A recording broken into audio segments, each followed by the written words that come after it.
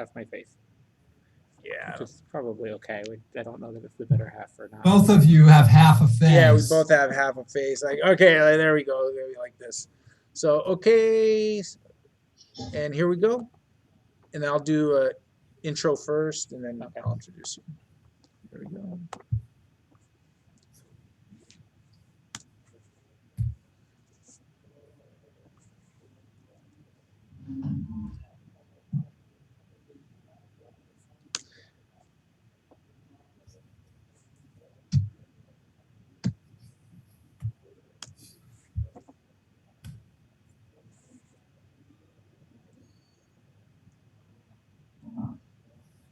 Notice how Nick is doing that grandmasterly thing of having the light shining in our eyes. You know? Oh, okay.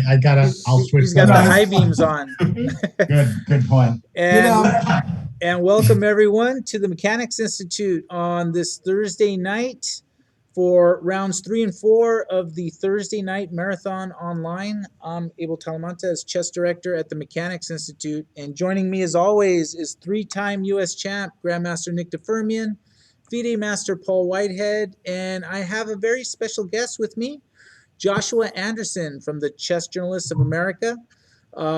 He's going to hang out with us for a little bit and talk a little bit about what they do as we follow the games of round 3 that just started. You're watching the top board. National Master Mike Walder is playing the many times Thursday Marathon champ, Grandmaster Gadir Guseyanov. But thanks, Joshua, for coming on with us. My pleasure.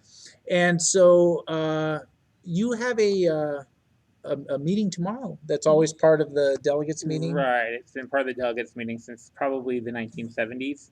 The organization Chess Journalists of America started in 1980 officially, but we had a predecessor organization that was in the 1970s.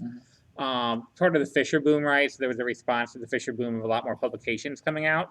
And so Stephen Dan and other people from that era put together, wanted to sort of find ways to correspond with each other, find ways to help each other make better magazines, state magazines, to sort of how do we improve publishing of state organizations, that kind of thing. And so they started getting together and started working together with USCF. And so we have the Chess Journalists of America. That's how we came about.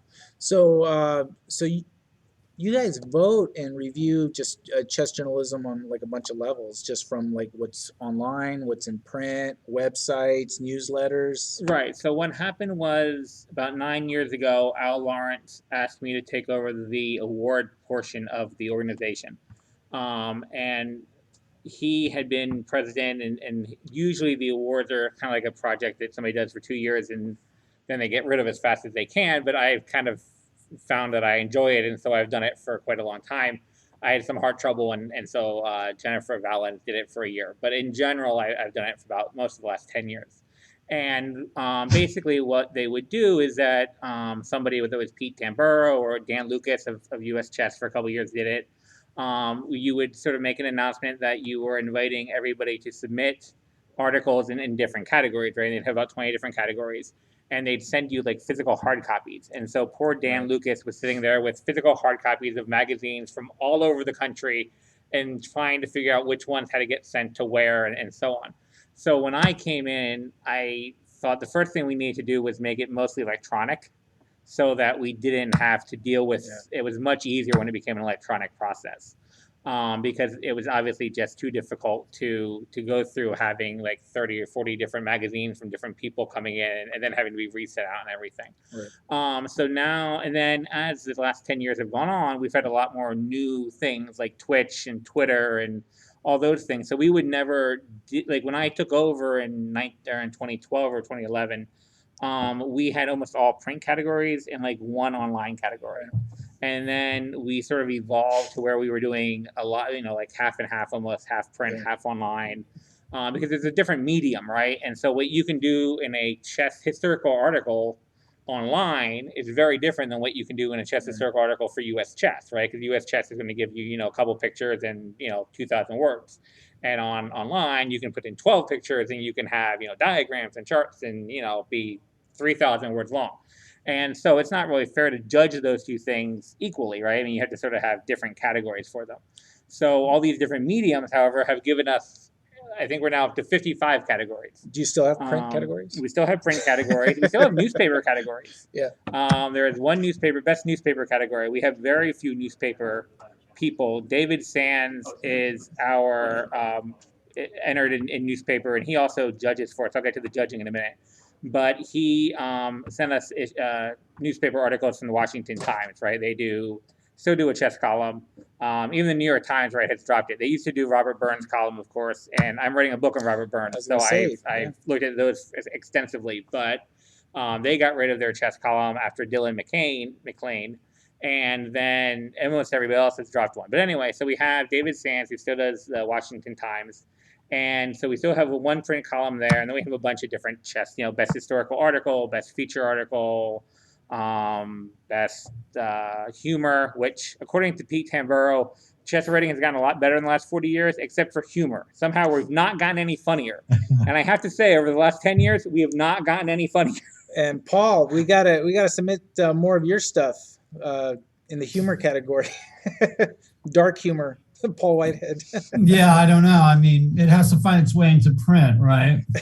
Well, via the newsletter. Newsletter is fine. Yeah. We have an online newsletter category, which I think you guys entered one year. Didn't you even win one year? A couple years ago? No, not well. I don't. Maybe pre-mechanic. I know we entered one of Paul's columns, but I don't think it won. Right, which didn't win. I don't remember what did, but I do remember that one didn't win. Sorry. And then it didn't win. I know it didn't win. I know that. Sorry. So, and usually we get to give out certificates, but best column and best story and chess journalist of the year all get like actual physical awards. Yeah. They're like not Cyrillic, but like acrylic. Sort of. Do you give them out at the USO? We are going to this year for the first time. We'll give out the 3 awards upstairs during the meeting at 2:00. So they won't be part of the award ceremony that goes on at 4. Your committee meeting, but they're part of our committee meeting. Yeah. Perfect. So we'll give them out for the first time live. And so they will be they'll be given out. But judging for this, right? We always like to have 5 judges for every category that we have. And of course, not every judge can do everything. So you only want judges who are good in those fields. And so finding somebody to judge, best Twitch is very difficult in a new medium, right? On the other hand, finding like best historical article is not too hard. And Andy Solis often helps us out. Of course, he's a noted chess historian. John Donaldson often helps us out. He's a noted chess historian. So, in fact, John helps us with a lot of things because John's got a lot of talents, right? So he's able to help judge many categories. And he's read everything. And he's right. He's read everything. So. So we get judges. We're always looking for more judges because people like to judge a couple of categories, but they don't necessarily want to be judging 19 or 20 categories, right? So like poor John Donaldson, I'm like, can you do this? Can you do that? Can you do this? And John, being the nice guy he is, he almost always does them, right? So and he does a nice job with them. But it's an interesting experience. Paul and Nick, what do you think of this? Gadir and Mike Walder agreed to a draw. Yeah. And Mike Walder, a student of Gadir. So, and in the chat, they're saying, I'll send you my prep file for later. So, how's it look to you, Nick? Even-ish? Yeah, it's Mike Welder prepared so well. He's and Gadir respects him because Mike had him beat in a couple of games. But now Mike's a student of Gadir, so it's maybe more a practical decision. And just real quick on board 2, this is a rematch of the previous TNM where Kalen held International Master Balachandra Dulipala to a draw. So here is the position. What do you think? You play chess? I play chess from about 1800 strength, but I'm not very good. Well, we're the the same. 1800 strength. We're the same. We're 1800 in rating only. We're probably closer to 16, 1500. Yeah, 1500, 1400. Keep on going down. I work with a lot of kids, so my rating kind of keeps dropping. Yeah, good. It's for a good cause. On move 4, I can't beat you anymore. So, but yeah, it's an interesting position. Yeah, I want to say Kalen's got a great looking game here. As black, yeah. Really? And Kalen's like an 1800 USCF rating. Very well. Yeah. Doing pretty good.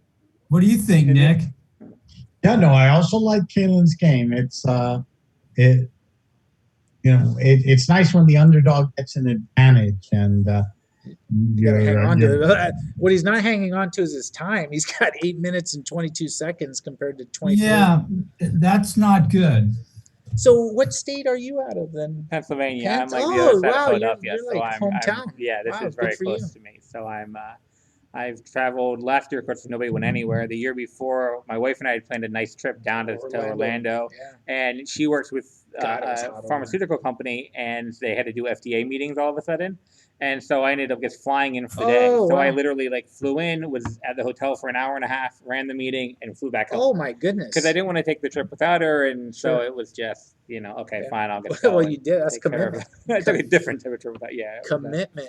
Well, good a for real you. You know, short there's a trip. lot of great articles being written about chess now. I mean, in the mainstream media. Yeah. Are you seeing that too? Like, We are seeing it, but we're not. What we need to do is have more people. So there's actually a category for that, and all people have to do, that one is free. All you have to do is send them in, and we would include them for people to judge a little bit differently than we would judge normal articles, because it's a different sort of medium, different sort of idea, right? We're trying to help promote chess, and they're obviously a little bit different than like a chess paper or chess magazine.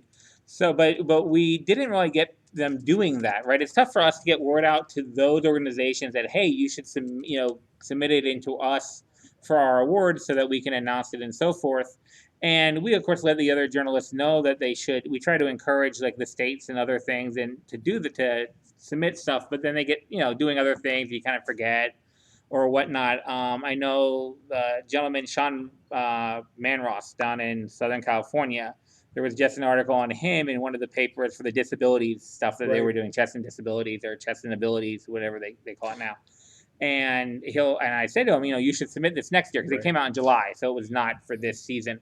And I suspect he'll forget by then. I guess because he's so busy and there's so much going on that it's tough to remember a little article. And it's sort of like incumbent on us to let mainstream media know of chess news, but I think they're more receptive to it now just because of like stuff like Queen's Gambit and there's absolutely. Like that article in the New Yorker that just was on women's chess and Hu Yifan, right? That was in New Yorker, right?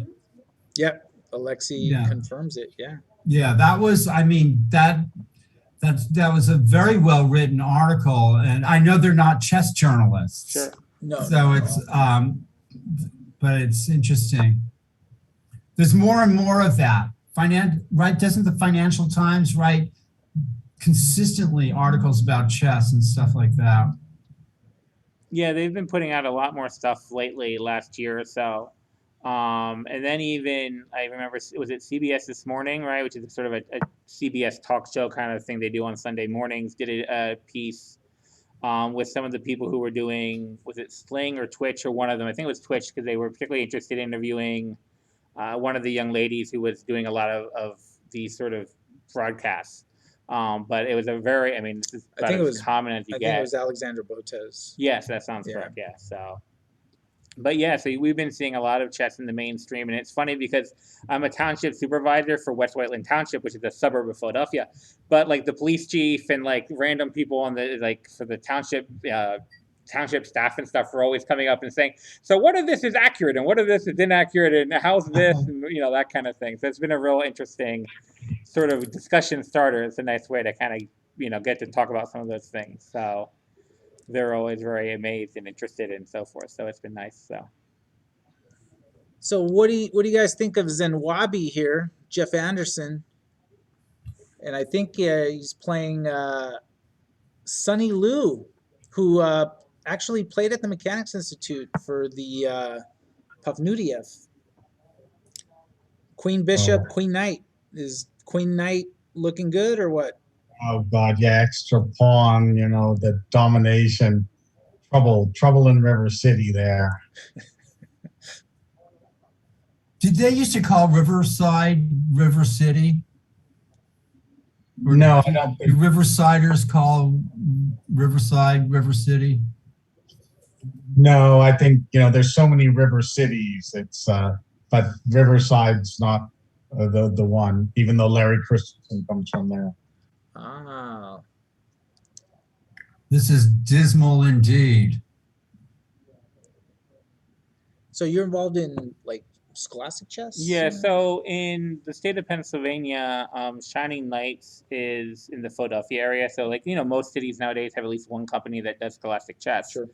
And about 12 years ago, the company was called Silver Knights at the time. Right. Is now in Washington, D.C. Right. Silver Knights is now focused in Washington, Okay. D.C., but they were in Philadelphia at the time. And I was taking care of my grandmother who had dementia, but like me and some of their family members would trade off. And so it was easy for me to take a couple hours out of my day and go teach a class and then come back and sort of help with Right. other family members who were taking care of my grandmother.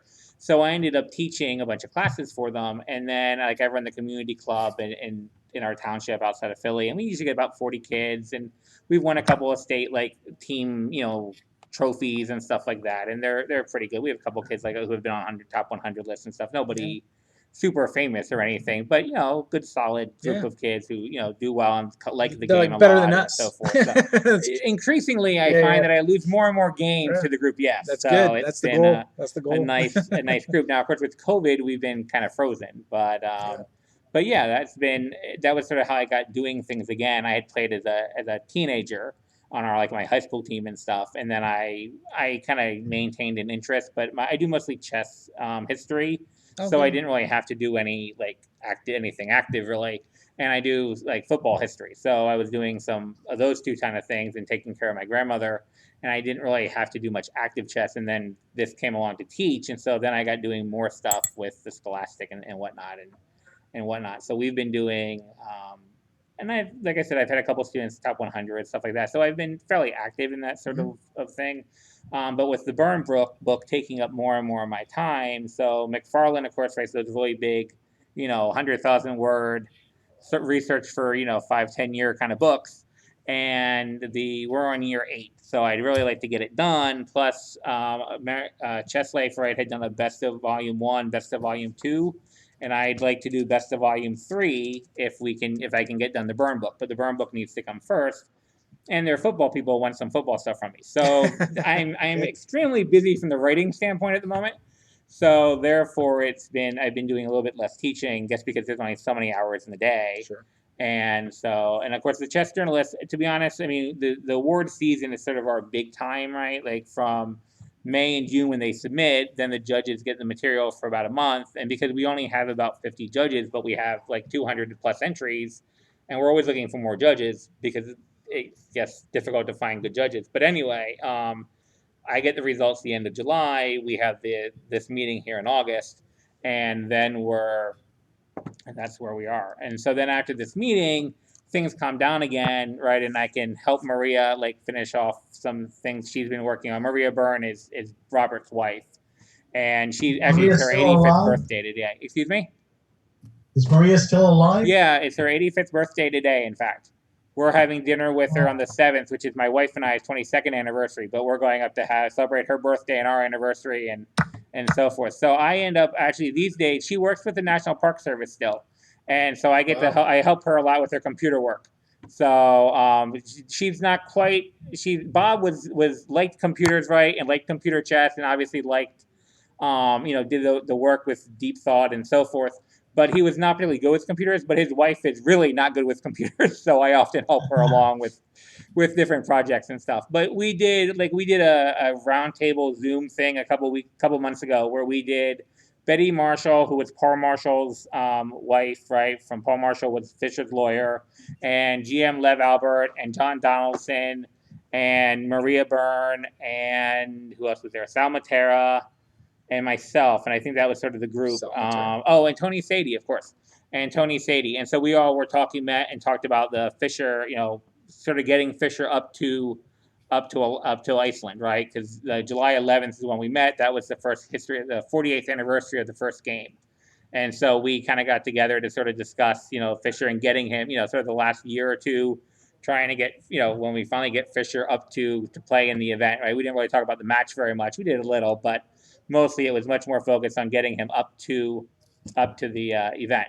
And then Tony Sadie had such a good time that he called me and had me do a roundtable group with Frank Brady and himself and Marlise Witta, who is Elliot Hurst's sister, and Jim Sherwin, who's in England but was able to call in, and Alan Kaufman and Frank Brady, who I may have mentioned. So then we got together and talked about the Marshall Chess Club in the You had 1950s. you had them all in your call, Frank Brady and Tony and Jimmy Sherwin and people. Oh, I'm sorry, I missed the beginning of the question. Oh, it's just the group that you mentioned is so fantastic. It's the history of chess. Jimmy Sherwin. Yes, they and, were. And of course Frank Brady but Tony is here in California, and so it's amazing. Yeah, and it worked out really well. Now it had sort of a light feel to it. Like it's sort of like if you invited these guys over for and Marlies over for a beer and watch a ball game kind of feel, right? Like it's a very casual sort of just reminiscing of particularly the Marshall Club in the 1950s, because they were all Marshall people from the 1950s, and so that's sort of the feature. But there's oh, how are the grandkids and those kind of comments as well in it. Right, because these guys they're friends who have known each other for many years, but they kind of don't always keep in constant contact with each other or anything. So sometimes it's been a good while, but it was nice because, of course, I got stories for the burn book because they all knew Robert and Donald. In fact, Marlisa was telling me stories. I guess she was a teenage girl when Bob and Don were teenagers as well, and so I guess they would go and do, particularly Don, kind of sort of paid for the beginning parts of his Yale career by doing Skittles games and hustlings at not the Flea House, what was the other building next to the Flea House? I forget the other. Excuse me? Chess Forum? Yeah, I don't remember which one it was, but it was one of those sort of places, right, where they would all get together and play games all day long and all night long, and they'd hustle for money and stuff. So apparently he did a little bit of that as his way to make some extra cash in 1947. So that was the same year that Don beat Max Uva. But it was a simul. I mean, it was a simul game, but it's hard to find, and I managed to find it, and it will be in the book, along with a variety of games that aren't published that I dug up, and then some that, of course, are very well known. Of course, Donald and Robert Fisher, and Robert Fisher, right, both have very famous games and so forth. So it's the book will be a real mix of that kind of thing. So. Joshua Anderson, well, thank you for spending some time over here and telling us about the work that you do and all the volunteers that are part of the Chess Journalists of America. And good luck at your meeting tomorrow, 2 p.m. here at the U.S. Open in Cherry Hill. Thank you. And we actually have a Zoom. You can Zoom in and join us if you like. I'm not sure how to advertise that part. Like, do you have if I sent you the Zoom thing, can you put it on the actually, if Alexey can give you my email address, send to me and I can put it in the chat. Oh, cool. Awesome. Thank you very much. Joshua Anderson. Nice to meet you, Joshua. My pleasure. I look forward to talking with you again sometime. of America. And in a few minutes, a little bit later on, we will have Alexey Root come in and try to break down this game. What do you think of Kalen's position here? He's up material. He is not up on time, though. Can he get it done? White seems to be the one exerting the pressure here, despite being the exchange down. I do not like Kalen's time here. 1:40 to 20 minutes, nearly 20 minutes. And Black's position is not easy to play at all. Oh God! You just see poor Kalen going down. And look at that bishop. White's bishop and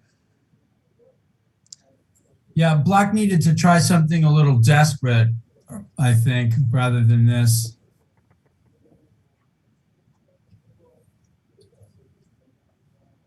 And as Christian Clemens, H5 might have been a mistake earlier. Christian Clemens does not like Black's knights here. No. I don't like his rook on A7. They don't have anywhere to go.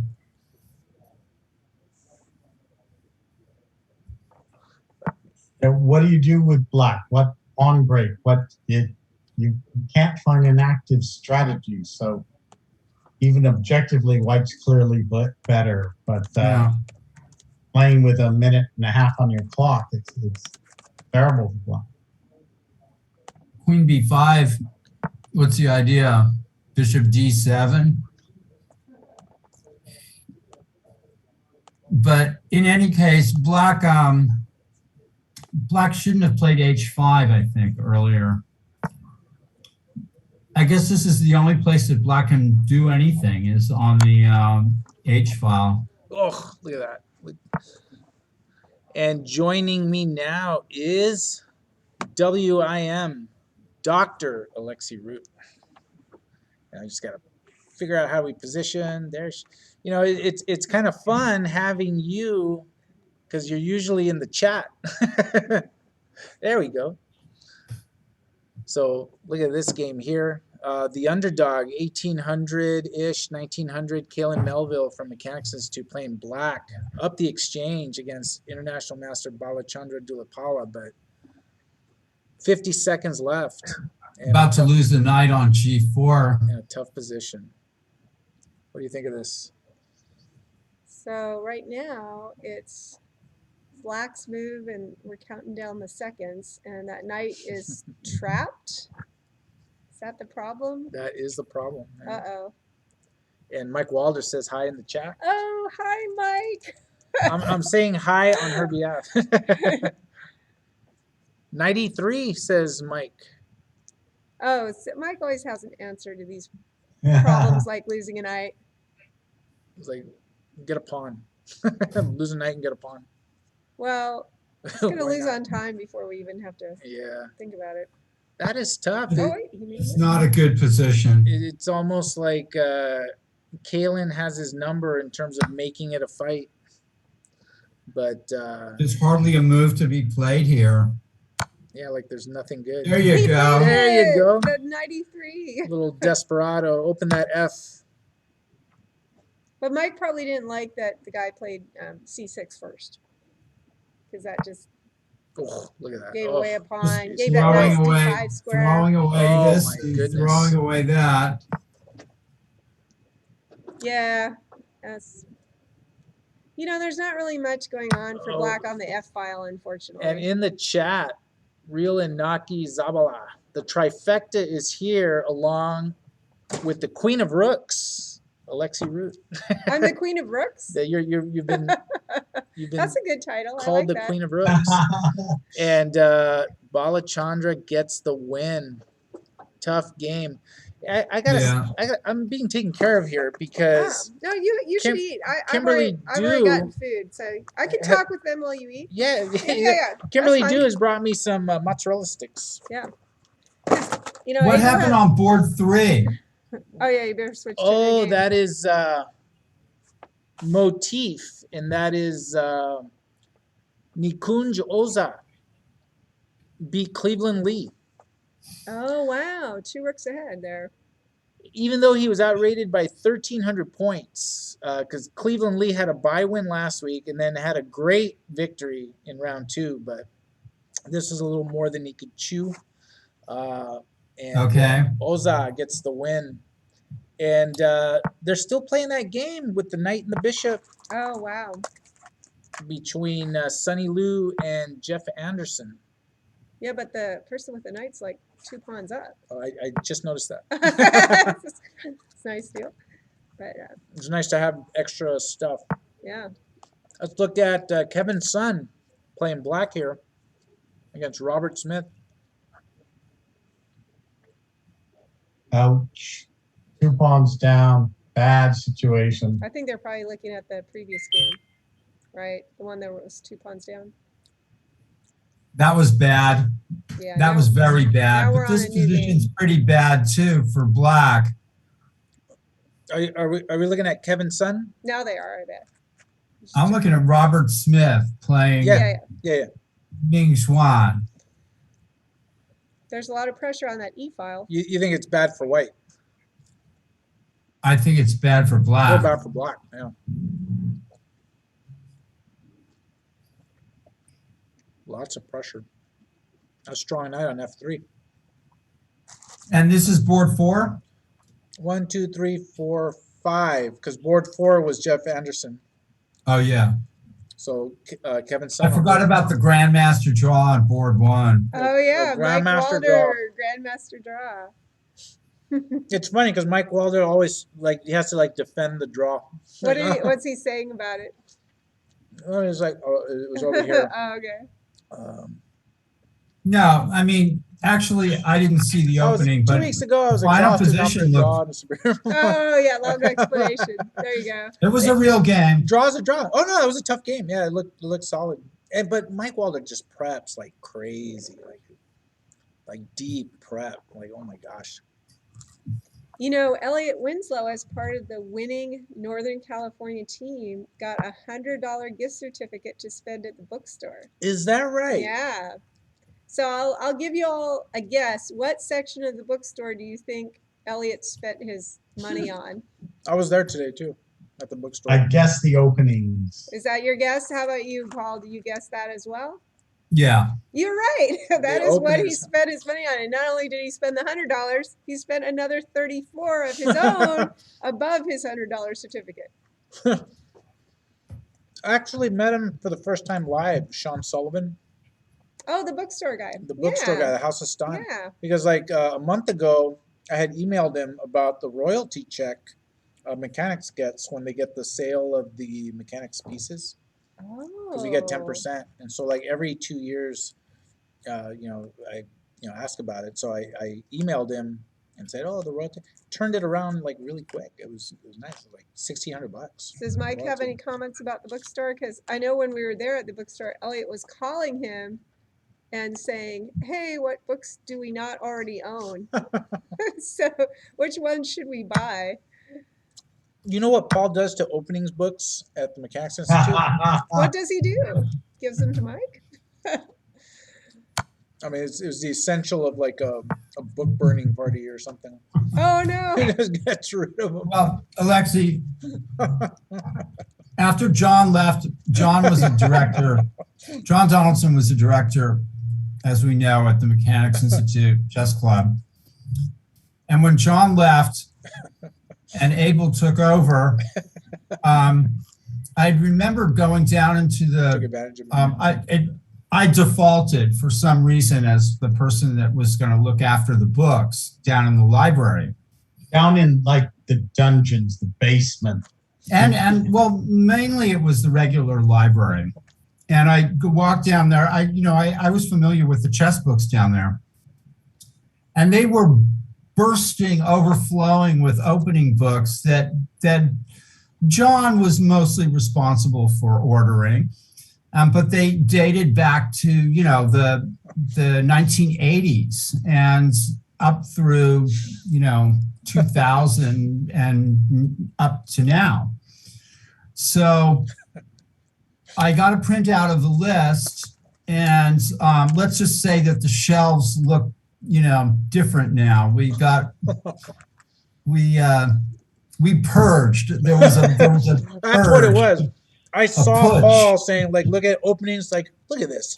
Like, we can't use this. Nobody plays this anymore. Well, it was also the opening books get outdated, and we don't have a lot of room down. We don't have limitless room, and we also brought the books up into the chess club for the members to take home. And that was great because so many people are actually just grabbing books. So yeah, take it. Hundreds and hundreds of opening books. Yeah. Yeah, they're all. That's why they're all so good at the openings. All the purged books, they're taking them home. Yeah. They're becoming experts. So it's more of a lean, mean fighting machine kind of chess book collection down there. But it's true that I made some drastic cuts because if you're looking for a certain variation of an Draconian opening, cuts. you may not find it now because there's no book down there. But Paul we'll try to deal Fahrenheit with that. 451 Whitehead. Oh, that's right. There you go. That's funny. Yeah, maybe we were selling them for $1 a piece or something. They actually at this bookstore, they have a $2 table. Yeah, I Did saw you that. see I that? saw that. I There's saw a that. $2 table and a $5 table. But Elliot wasn't having any of that. He's like, my books are going to be $30 each because he's buying like the latest opening books. Christian Clemens is in the chat saying he bought an opening book from the 70s for $1 at the club a few years ago. Yeah. You got ripped off. $1. They should've That's a great They price. should have given it to you. Well, we have lots of books that we're actually We have there's a library Do you still have a downstairs lot in of the, books? in the Is what you're tons of saying? books, tons of books. Okay. Like And there's people want to books in the donate, club and we now, actually and- like turn them away because like it's so like we don't have any place to put them. we get books donated.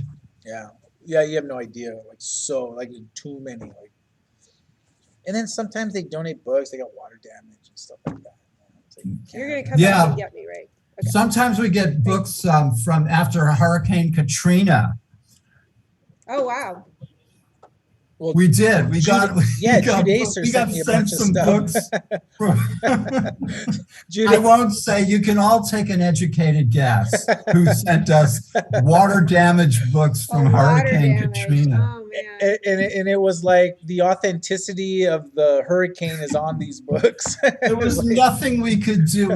There was nothing we could use the books for. Of course, you know, they were all water damaged, but it was funny. So Has anyone heard of Jude Akers recently? yeah, he emailed me last week. Oh, speaking of email, your previous guest emailed you the link to put in your chat. Oh, perfect. Yeah. So, because that way, if people want to zoom in to the Chess Journalists of America meeting tomorrow, I will be going there in person because I'm here in Cherry Hill, but you can zoom into the meeting. There it is. Yeah.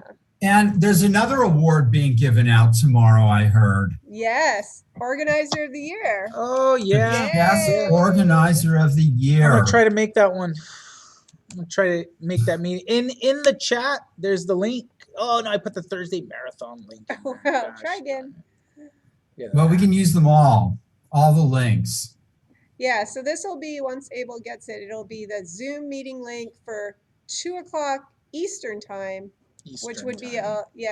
11 o'clock your time if you want to listen in on the Chess Journalists of America.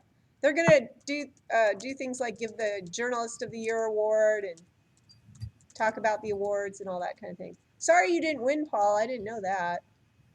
Hopefully you're not holding I your didn't breath. even know.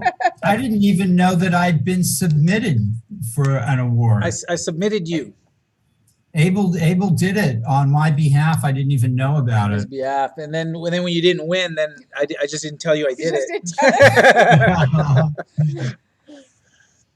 What? No, I think you had told me that you had submitted an article that I'd written Yeah, back. yeah. And then when you didn't win, I said, okay, if he didn't win this one, he's never. You know gonna what's win it. incredible though is that I actually is in a position. I mean, and I thank you, Abel, for putting me in that position. That I could even be considered for an award as a journalist. No, Chess you're a Journalist. creative person, and you've written an article for Chess Live print. Well, that was again at your At my force. yeah. Your urging.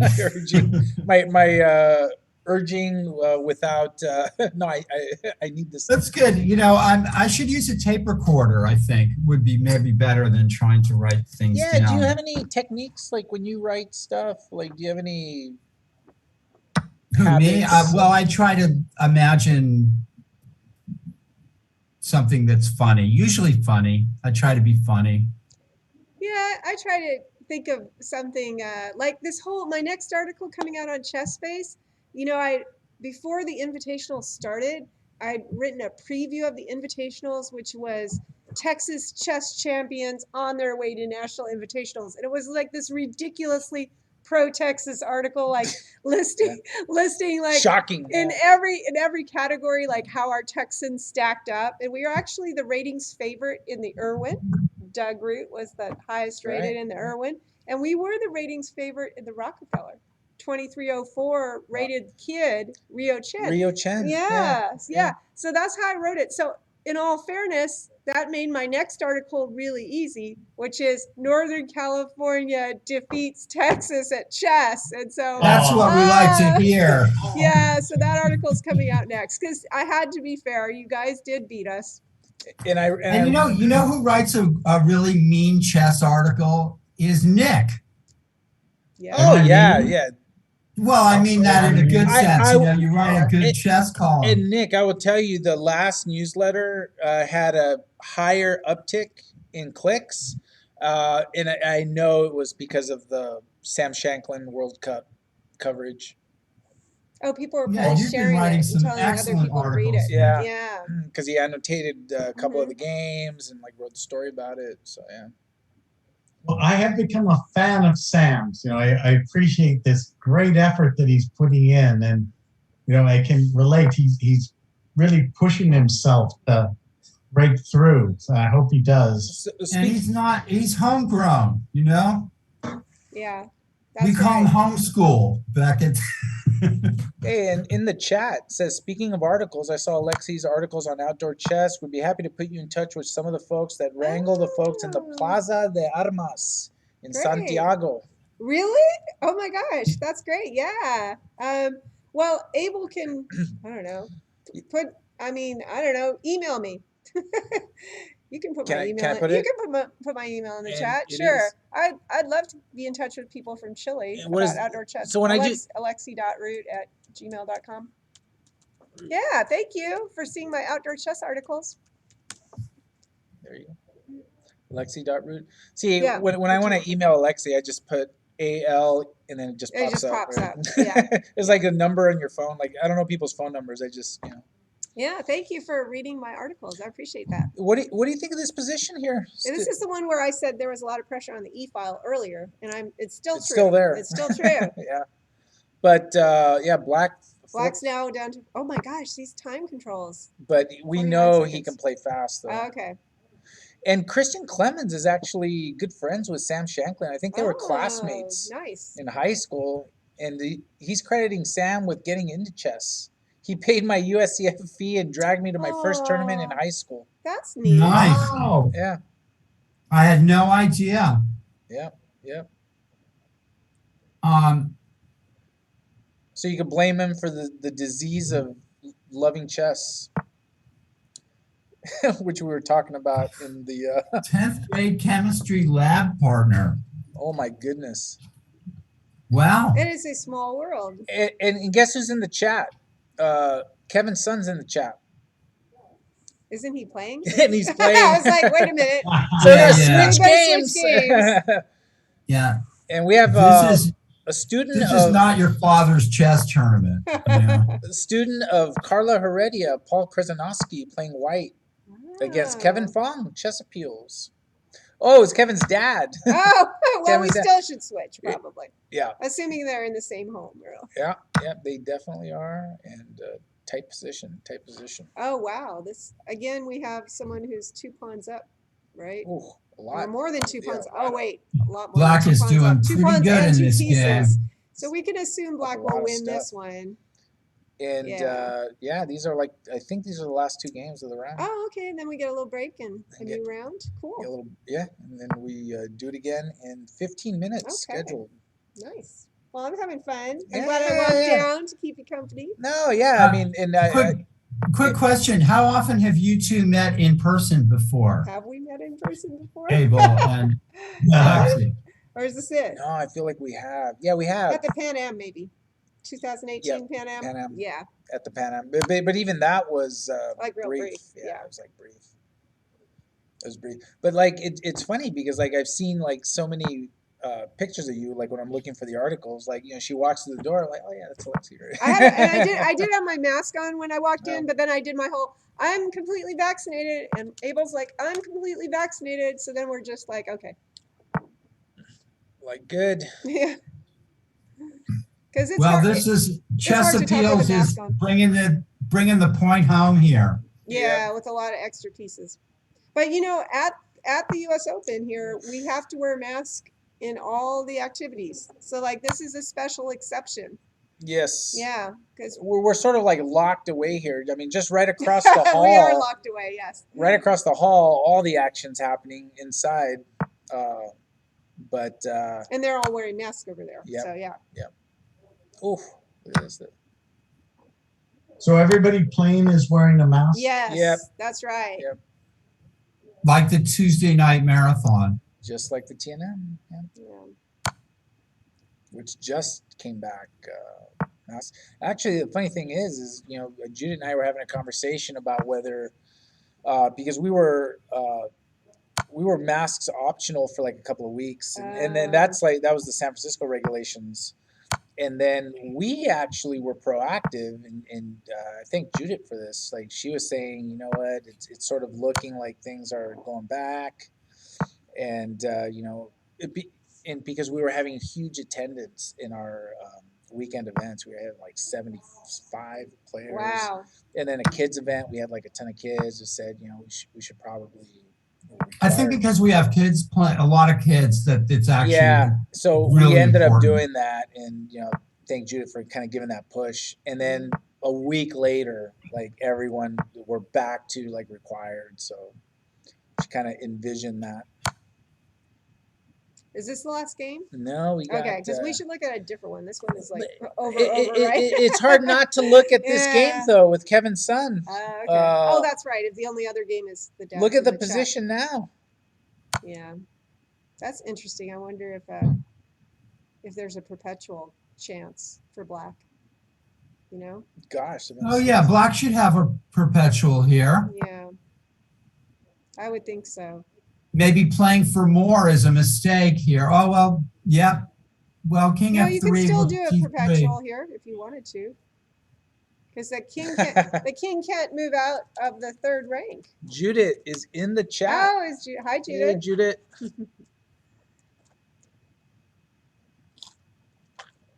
Having my mozzarella stick over here. I think black is playing for the loss here. Oh, okay. Rook D3. Isn't this hard to lose though? King E2.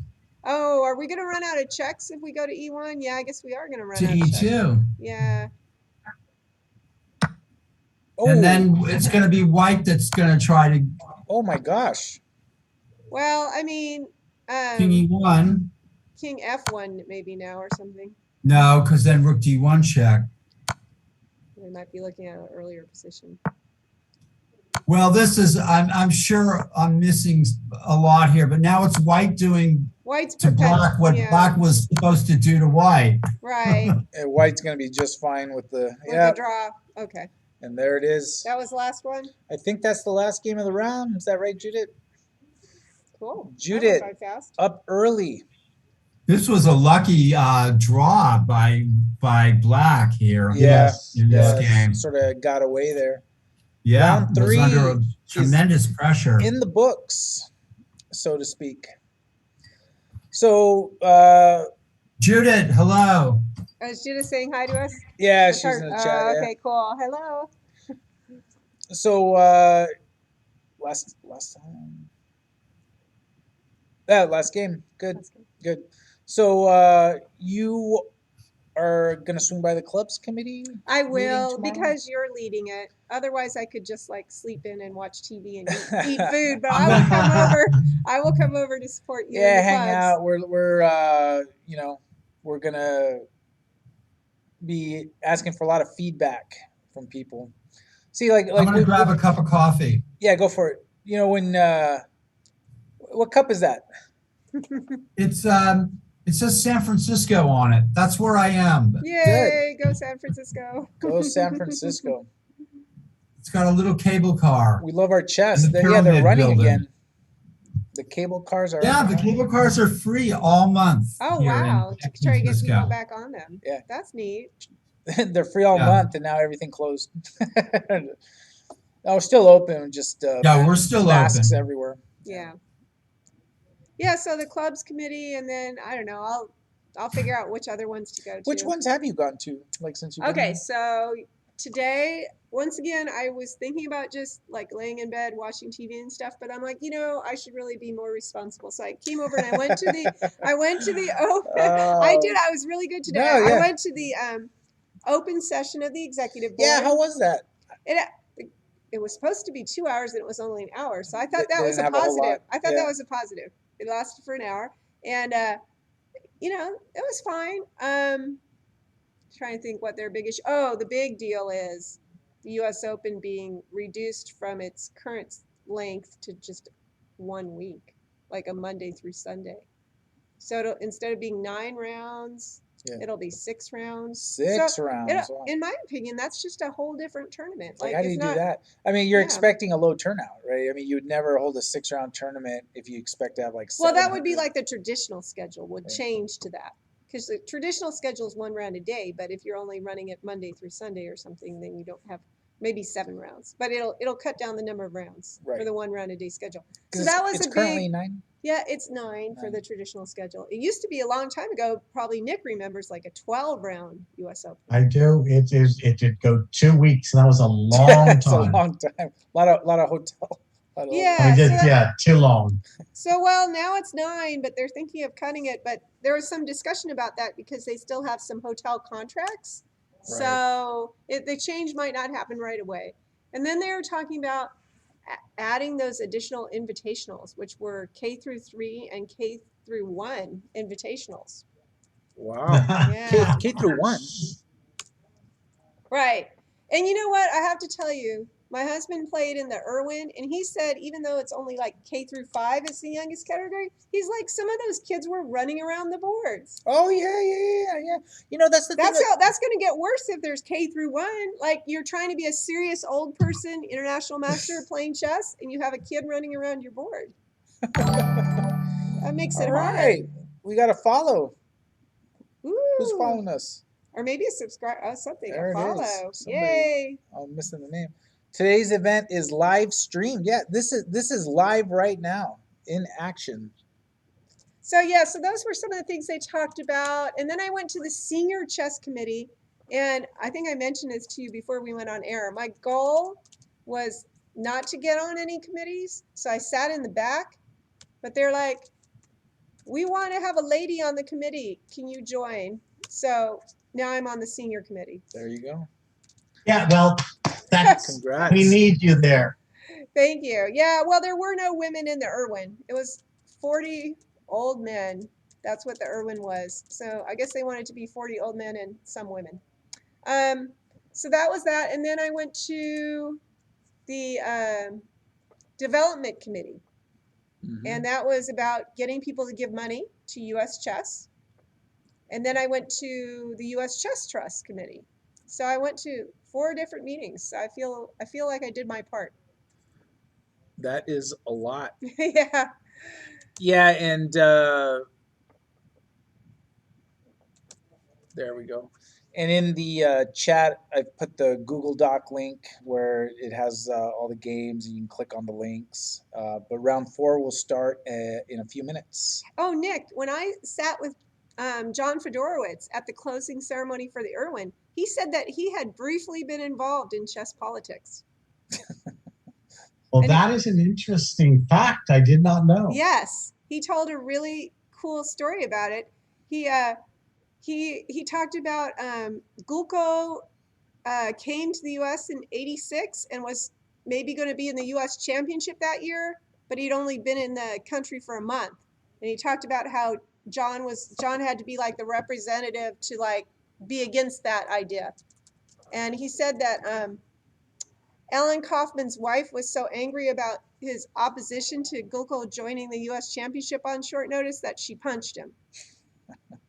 That's politics. I remember this story. You Yes. do remember, yeah. So I think John came in his bathing suit or something when he heard that someone two weeks in the United States was joining the U.S. championship, and he's saying, "Got to slow down a bit." So he got punched. That's he got typical punched by for somebody's wife, and this caused a great deal of discussion at the table of seniors that he was sitting with, because this was a closing reception, so we're all eating food and stuff. And so some people were like, "Did you punch her back?" Which he said he did not. No. He didn't punch her back. But apparently, I think he was successful, Nick, and that Gulko didn't play till the next year. Well, yes, it was an idea. Okay, when you join a country, you know, how much time before you're an official member of the team or something. So Right. 2 weeks he thought was too little to represent a country. Yes. Yeah. So Well, that was just one example of a story he told. He's really got a lot of stories. It was very entertaining. He's an excellent storyteller. I've been trying to tell Abel, buy John a beer, you'll hear a lot of stories. Yeah. You need to do that. He's a great storyteller. Yep. So, yeah, I enjoy that. And the other thing is, I actually put him in my first article about this whole shebang here at the U.S. Open, because at the opening ceremony for the senior, he went up to all various seniors and said, "You look just the same as the last time I saw you." And like for most of us, like we haven't seen him in 20 or 30 years. So like either he's lying or he's being really nice. But I mean, it's I like don't a think relativity thing, though. Yeah. Like everyone looks the same, right? Even I though guess. we're all moving along. You know, I really wanted to be nice back and say he looked the same as when I last saw him, but I couldn't do it because I don't. I just couldn't. He doesn't. You have look too the much same. integrity. He She has too much doesn't integrity. He doesn't look the same. I mean, you know, because I think He Nick, doesn't. I think Nick, the last time John and I saw each other was in Estes Park in 1986. Wow. You know? If you people, you can see like Alexey and Don there in the movie The Shining, if you want to. In the pictures. Yeah, that's the hotel it was at. Well, you were there, Nick. Yes. Yeah, he's told me. Yeah, Yeah. he's told me that. Yeah. But anyway, so John was nice. He said we all looked the same as the last time we saw him, and nobody said it back to him. So that was kind of sad. But then the other thing he did that was nice at the opening reception was he clapped loudly for every speaker, and I thought that was really nice. So I copied him on that. Like, you know, it's good to encourage the speakers. But he had kind of a rough tournament, Nick, in the Irwin. Yeah. Yeah. I saw he's. Like his first round, he was paired with an expert from Wyoming, and he gave up a draw. So that's rough.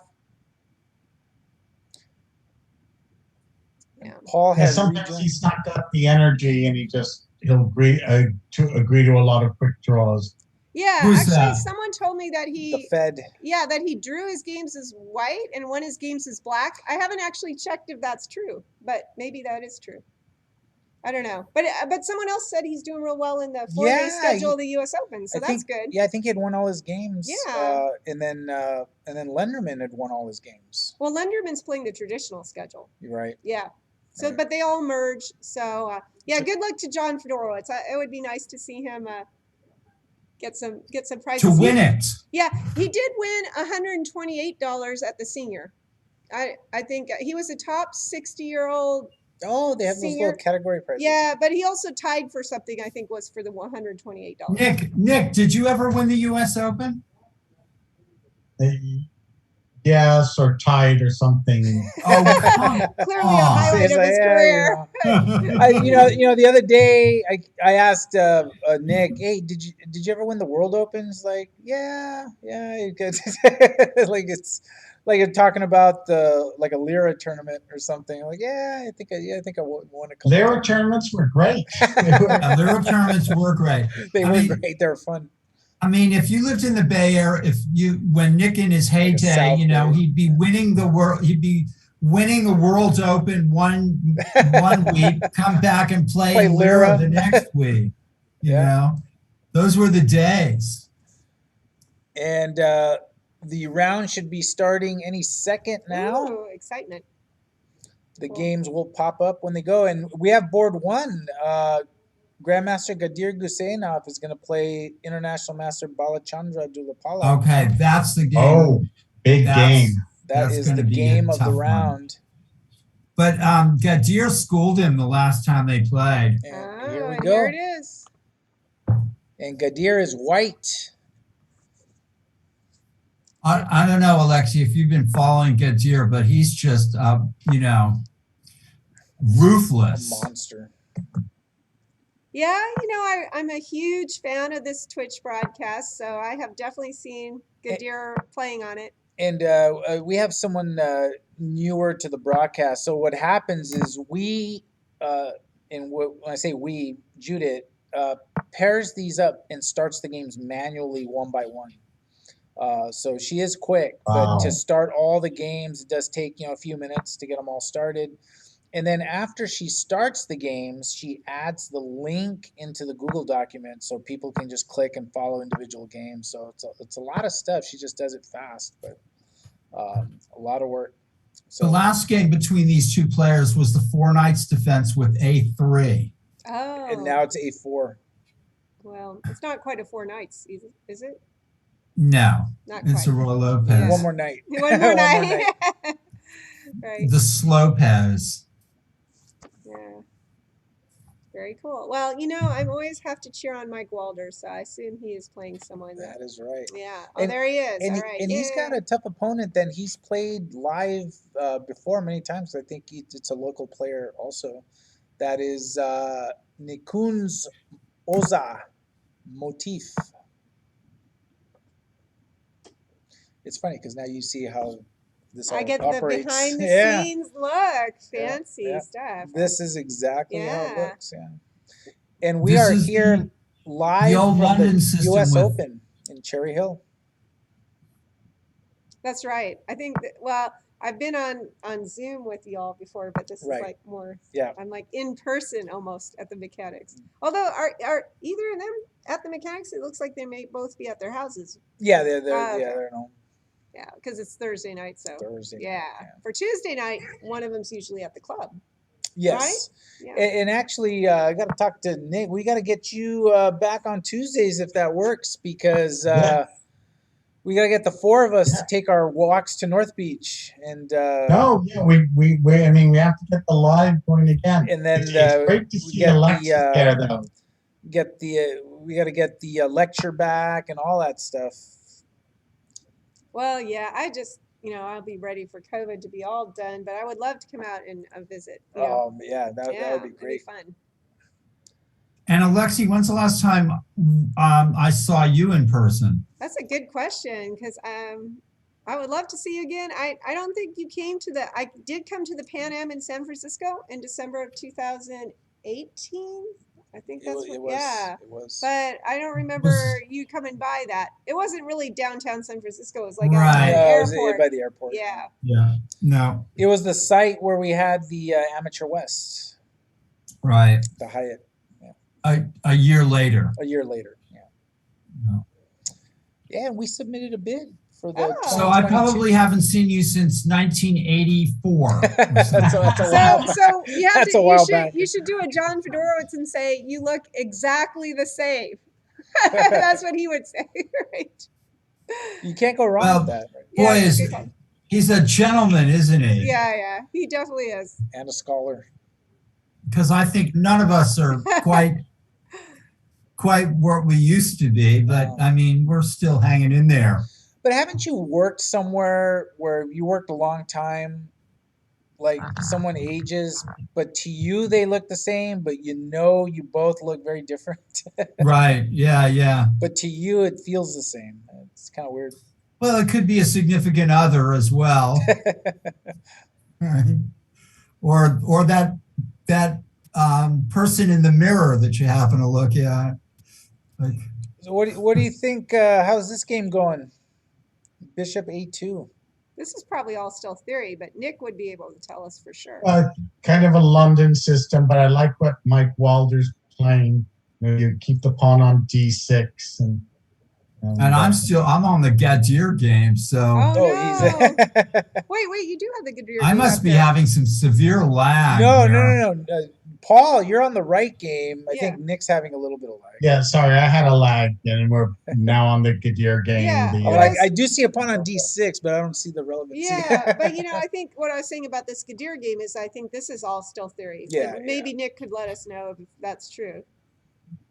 yeah, I mean the sort of Probably.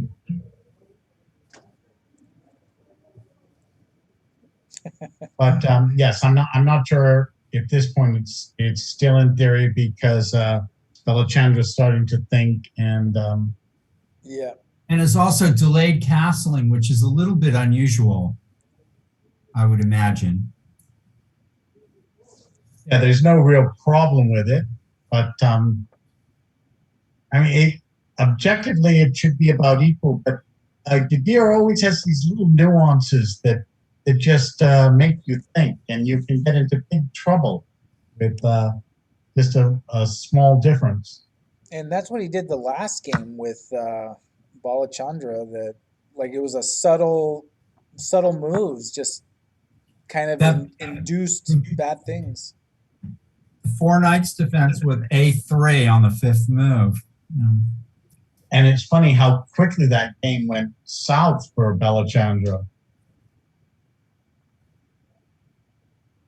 And now D4. Okay, so Gadir is a person that is will go straight for the superior pawn structure, after which you can just basically resign. I mean, that's a lot. Seems to be a lot of his play is just he knows these structures so well.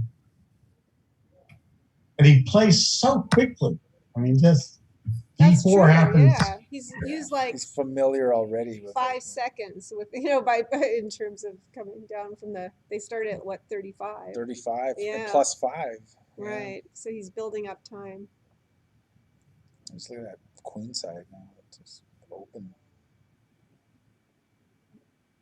But black ought to be okay. I mean, it just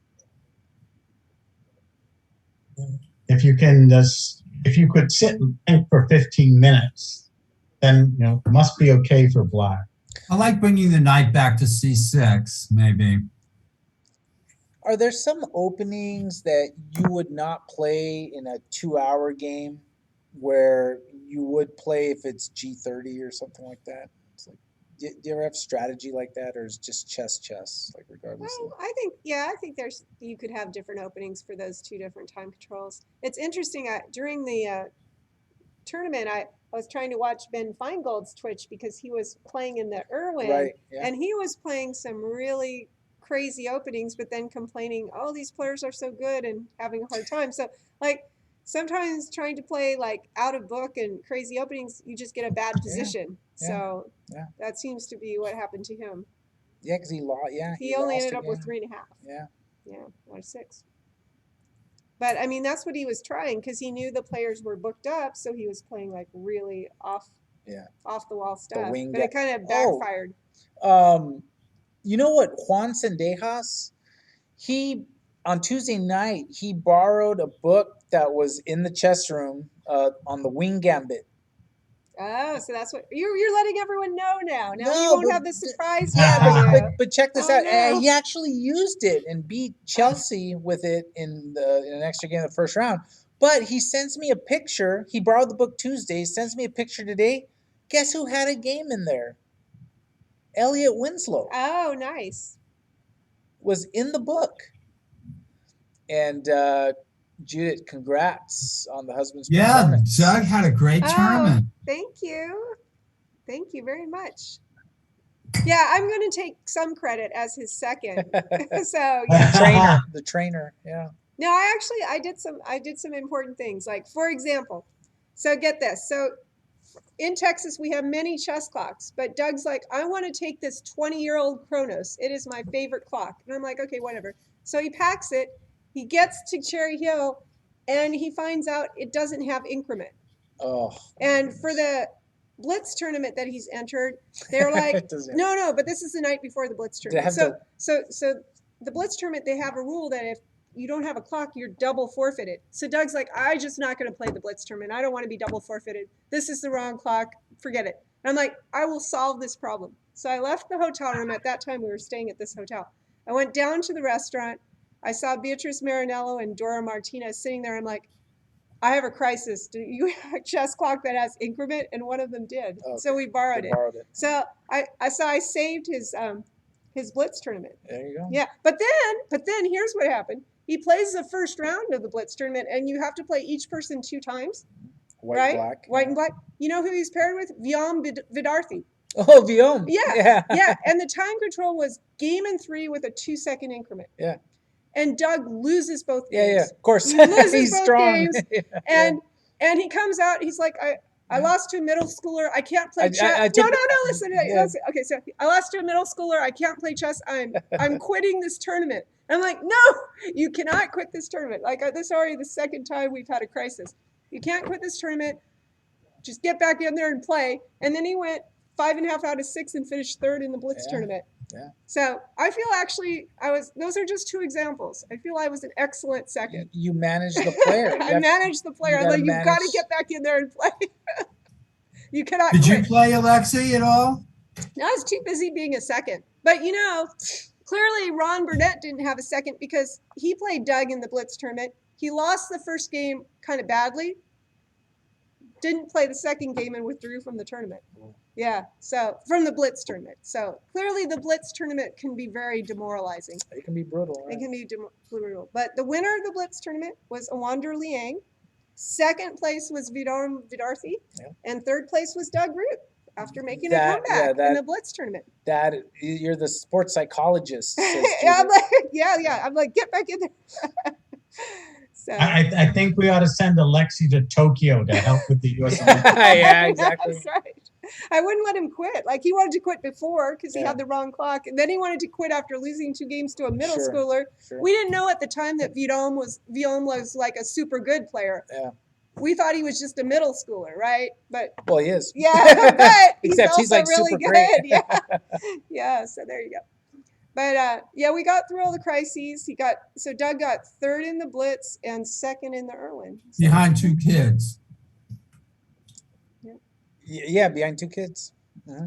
Yeah. Oh yes, yeah, 3rd in the Blitz behind 2 kids. Incredibly, That's right. incredibly strong kids, but That's Yeah. that's the thing. Is like, a GM and an FM. And I- Viom just made FM. oh from what I heard, really? yeah. I'll have to tell Doug that. It's Yeah. like, you didn't just lose to any middle schooler. He's an No. FM. No, Yeah. yeah. There you go. And a wonder he's so established. He's been a super strong player for years despite his age. Right. Well, because Doug lost the first round with 2 losses in the Blitz, he didn't actually ever have to face a wonder. So there you go. Right. Now he did play Elliot Winslow in the Blitz. Oh, you did. Yeah, he did. And He won 1.5 half. But you know what I said when he came out and said that result? I'm like, that's okay. I like Elliot. It's all right that you had a draw against him, but if you play him in the main event, you have to win against him. So that's in the Irwin. I thought you were going to say where'd that other half point go? No. I was okay with that because I didn't want Elliot to be discouraged. So I'm like, it is okay that you went 1.5 half against Elliot, but you must defeat him in the main event. So Now, did we watch that in the chess Yeah, cafe? Was you it did. live? That's the one. that's the Yeah. one. Yeah, it was And- quite a coincidence that they were paired live in the main Irwin event Yeah. when Chess Cafe was going on. Paul was saying that was awesome. Yeah, that was very cool. Kind of following that. But we had Alexey there, we had Mike Walder, so we had these Salmatera. allegiances. Salmatera. I don't think Sal was there on that night, was he? I don't remember. Was he there yet I thought last Urban was there. Monday? I don't remember Sal being there. But you know what? When we left it, Doug and Elliot had like that equal position that was a book line, but ultimately Doug won that game. I guess I because I know, told him yeah. he had to win Yeah, against maybe, Elliot yeah, in the yeah. Irwin. It's like you must win. You have to do it. You have to. Yeah. So there you go. Well, we got Balachandra Dulapala deep in thought here after Queen F3 has been played.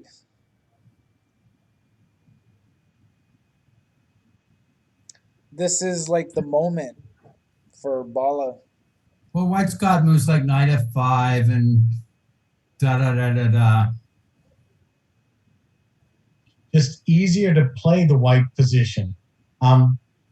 Black's still probably equal, but you have to play something good. Get that knight back in the game. What do you do? Probably right.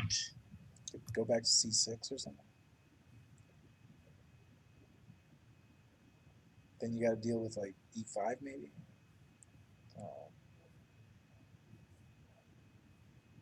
Chess is hard. Knight c6 looks correct to me. You've got to bring the knight back into the game. So, okay, Paul, let's give a line like knight c6, Oh, you knight did it. There you f5. go. So now we started Knight off winning F5. here.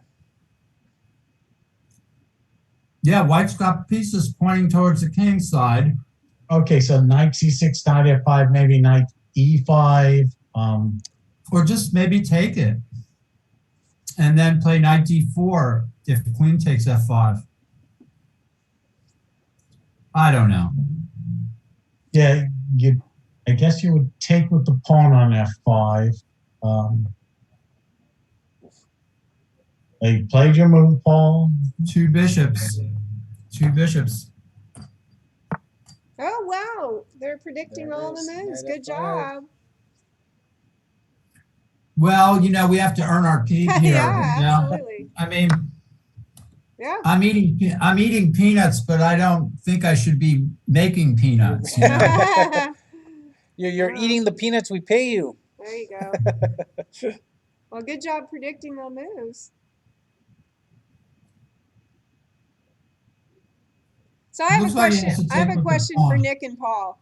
So Hmm. continuing on like my job as a second. So of course when Doug was on the DGT boards, I would watch the game, and there was this one game where he had this very obvious move. It was force move, obvious capture, and it was actually against Elliot. So Doug had 14 minutes and Elliot had 2 minutes. Doug spent 10 minutes before he played the only forced move. And so like in the chat, they had a US Chess Twitch chat. I was like, what's happening? Is the DGT board broken? I mean, like, why is he thinking so long? So I'll let you all guess. Like, what do you think was going on? Why would he spend 10 minutes on the only move? Wow, that's a tough question, Alexey. No, I can't guess. Well, Doug, I asked him about it later, and he claims that that's what the strong players do. Like they won't play the force move right away. They'll know they're going to play it, but to make it, he says it makes it harder on the opponent if you don't play the force move right away and calculate everything after that, and then play everything quickly. Like kind of make the guy on pins and needles. I'd never heard that before, but I can tell you it drove me nuts as a spectator. What do you guys think of that? I have heard that, actually. You've heard it? How about you guys? What do you think, Nick and Paul? I mean, is that a normal thing to do? No, I would say normally they'll think for a while, and there'll be a sequence of a flurry of moves, but it doesn't usually start with a forced recapture. You know what I heard was that they'll do it so that they'll be. This is what I heard. I actually heard this. Yeah, I want to hear it because I had never heard this before. They put their time low purposefully because it may induce the other player, because they're low on time, to move faster, perhaps missing something. That is so unprofessional. I can't imagine that being. But I think Judith had it right. Doug had to take a trip to the bathroom. But he's thinking for the 10 minutes. So, okay. Yeah, actually it was funny because the commentator, one of them was William Aramel, and I was like, oh, why is he not playing this obvious move? And Aramel says, if he doesn't play that move, you should be the Texas representative, not him. I mean, it was like that obvious. But yeah, ultimately what happened, Doug got down to 4 minutes. Elliot was at 2 minutes, and they played that forced sequence of moves, but actually Elliot missed had one chance for some sort of really complicated draw, but he only had 2 minutes, so he didn't play it. So it was a very stressful game to watch. So, but we are watching the Gusenov game. Well, Gadir will not sit for 10 minutes on an obvious recapture. We can guarantee you that. Yeah, I know. He's playing like the entire game in like 3 minutes, so he's definitely not going to keep us in suspense. I like he's got a very practical style. He's a lovely chess player to watch. Yeah.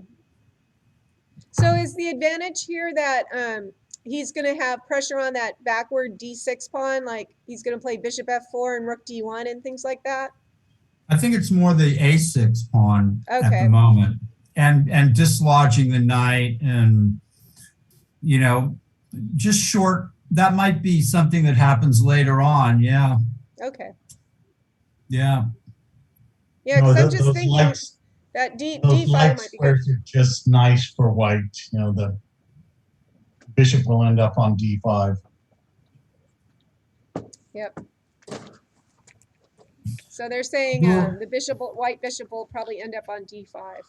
The white You're bishop. right, Nick. After E takes F5, this just looked kind of like not so good for black. Yeah, I didn't like the move bishop takes F5. Yeah.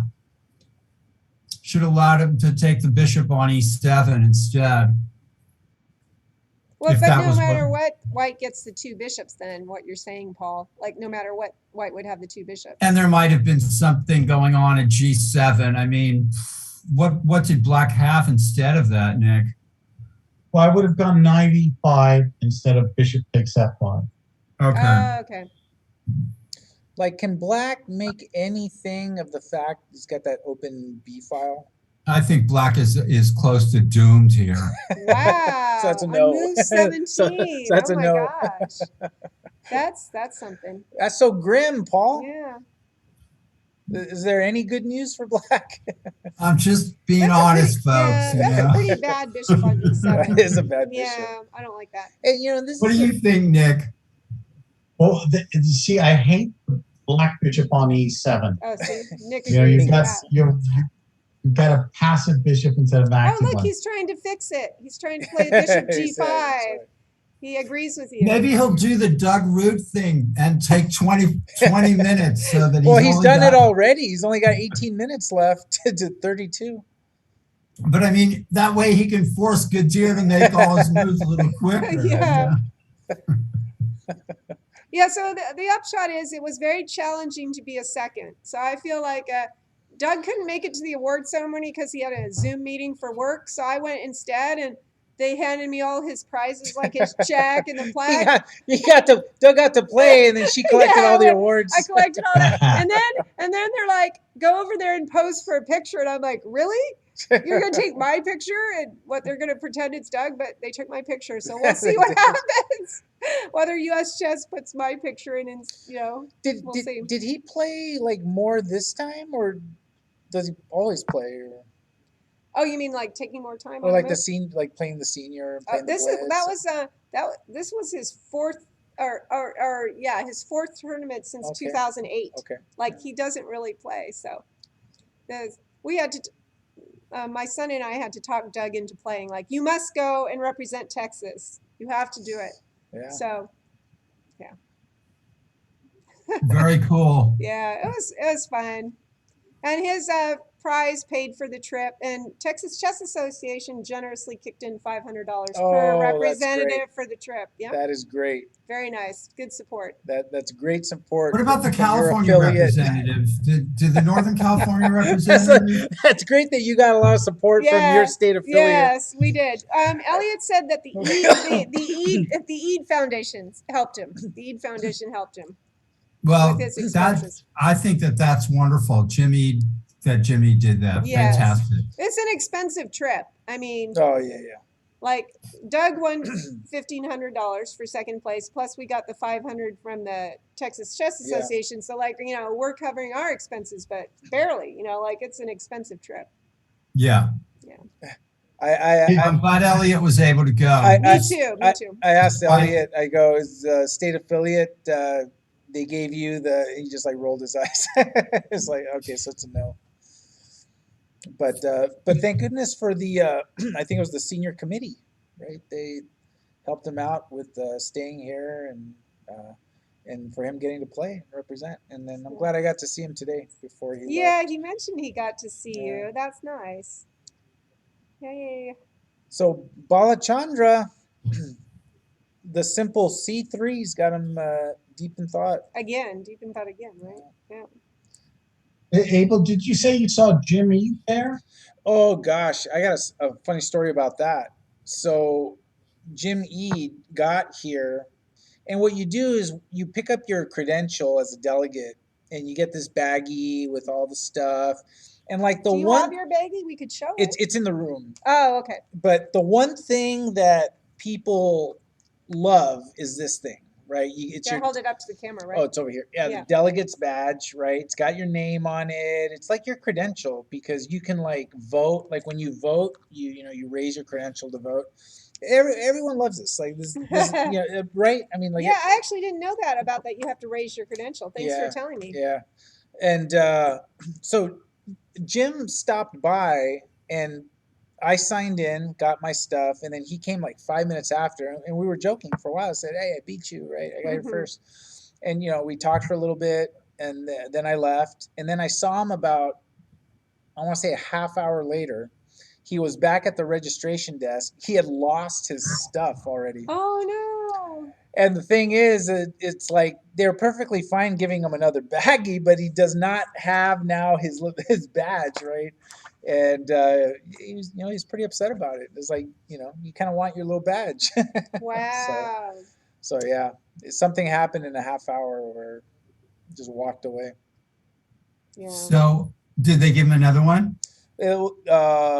I think, well, they sort of have to like make it, right? So I don't know if they Oh, I have see. a printer to do all that. So I don't know. Right. And then I would have drawn him one. and then I was joking with him. I think he wants another one so he can vote twice. Ah. Right. He Yeah. started Who did laughing. he sell the other one to? No, just Right. kidding. Just kidding. Yeah, and I Judith think, Starr, yeah. Balachandra is going to fall victim to some trick coming up at some point. Look at that horrible knight at B5 out there. And Hey, I just want to say that I predicted Bishop F4 and maybe Rook D1. Like that was like my long-term plan. So I hope it Well, happens. it's still happening. Yeah, it might be happening. And yeah, this D6 pawn could be as a target. The game didn't go the way I thought it was going to go. So I'm wondering this is, why Black this is didn't play. round 4, and how many rounds do we have? 8. Oh wow, 8 it's really long. rounds, So, 8 rounds. but this is already the like his closest competition rating wise. Rating wise, this Oh, is okay. So even though it's only the tournament's already halfway done, he's already facing his main people. Even though it's halfway done, Yeah. he's played Mike Walder Right. and Balachandra. Those are probably the two toughest. So now he's just going to play like weaker players later, right? And, yeah, he's up and comers. Up and comers. There you go. That's a better term. Better term than weaker players. I like that. Up and comers. Unless we're gonna give Nick 4 half-point buys and put him in the tournament. Oh. See if he'll play Gadir. There you go. Can you give me 6 half-point We're gonna give you buys? 6 half-point buys. We're gonna give you 4 half-point buys and 2 full-point buys, and then you can play Gadir round 7 or 8. Well, it sounds like you're going to run out of people to put against Gadir, right? I mean. Yeah. Yeah. And yep, Walder got a draw out of him. Oh no! Oh, that was last Earlier. round. Right. There's. I guess Mike's still playing this round, huh? And Yeah. I like what Balachandra's done. He at least traded off that bad dark squared bishop. That's So he can right. guard F6. And okay, he's like holding the fourth there. Yeah, trying to get some stuff going on. Under 14 minutes though. Go Nick. Hey, you're gonna get recruited to jump into the Thursday marathon. Oh yeah. So that's Kevin's son. Okay, yeah, I like to see your games, Kevin. Nick your is games rooting against for Kevin's Leon. son to take on Gadir, who I think is his coach too. Oh wow. That's right. Yeah. That's right. Let me just. What's the move for White here, Nick? I'm gonna stay on this game. Yes. Okay, so I think Balachandra's done this well. It's still nice pieces for white. And okay, let's take Alexey's move, rook to d1. It looks good. It's but you've traded off your worst piece for black, so you've got hope. That's true. I mean, rook d1 was more fun when I still had a bishop on f4 aiming at d6. Now I don't have my bishop anymore. The f4 one. Do you still like? So Alexey, if I play, will you be my second? Yes, I will. I'll be like, you have to get back in there. She's no nonsense though. No, That's no, right. no. Yeah. But I did acquire that clock for Doug, when he was all nervous about it. But then he literally never had to use it. Like his opponent always had a clock, or he was on the DGT board. So I ended up returning it to Beatrice Marinello today, Okay. saying, well, it was a good security blanket, but he actually never used it. That's weird though. That it's a Chronos, but without the. It's his delay. Chronos is like more than 20 years Yeah, old. I Like guess I there's looked no at need the for that. instruction booklet. It was from 1995. Did other games use like increment or delay before chess, like backgammon or any of the other games? Do you know? I don't know. Where like Go. Yes. Go. Oh, they do? Backgammon uses a clock with No. increment? Oh, they don't. Okay. The game of Go. Oh, Oh, Go Go. does. Okay. used which delay, like back They in use they have something called Bioyomi or Biomi. because it's part of the Wait, Chronos clock. what's Biomi? What's that, Paul? What's Biomi? It's I have to look it up. It's a Go term. It means it's when there's a player runs out of their regular time, they're given a certain amount of time to play their moves. Oh. Like 30 seconds. They have to play a move within 30 seconds or something like that. Every move. Okay. You played at a certain pace. And I think it's part of the settings of the Chronos clocks now. It's like one of the Is the Go setting? yeah. Because I feel like I've seen that term in one of the settings. Yeah.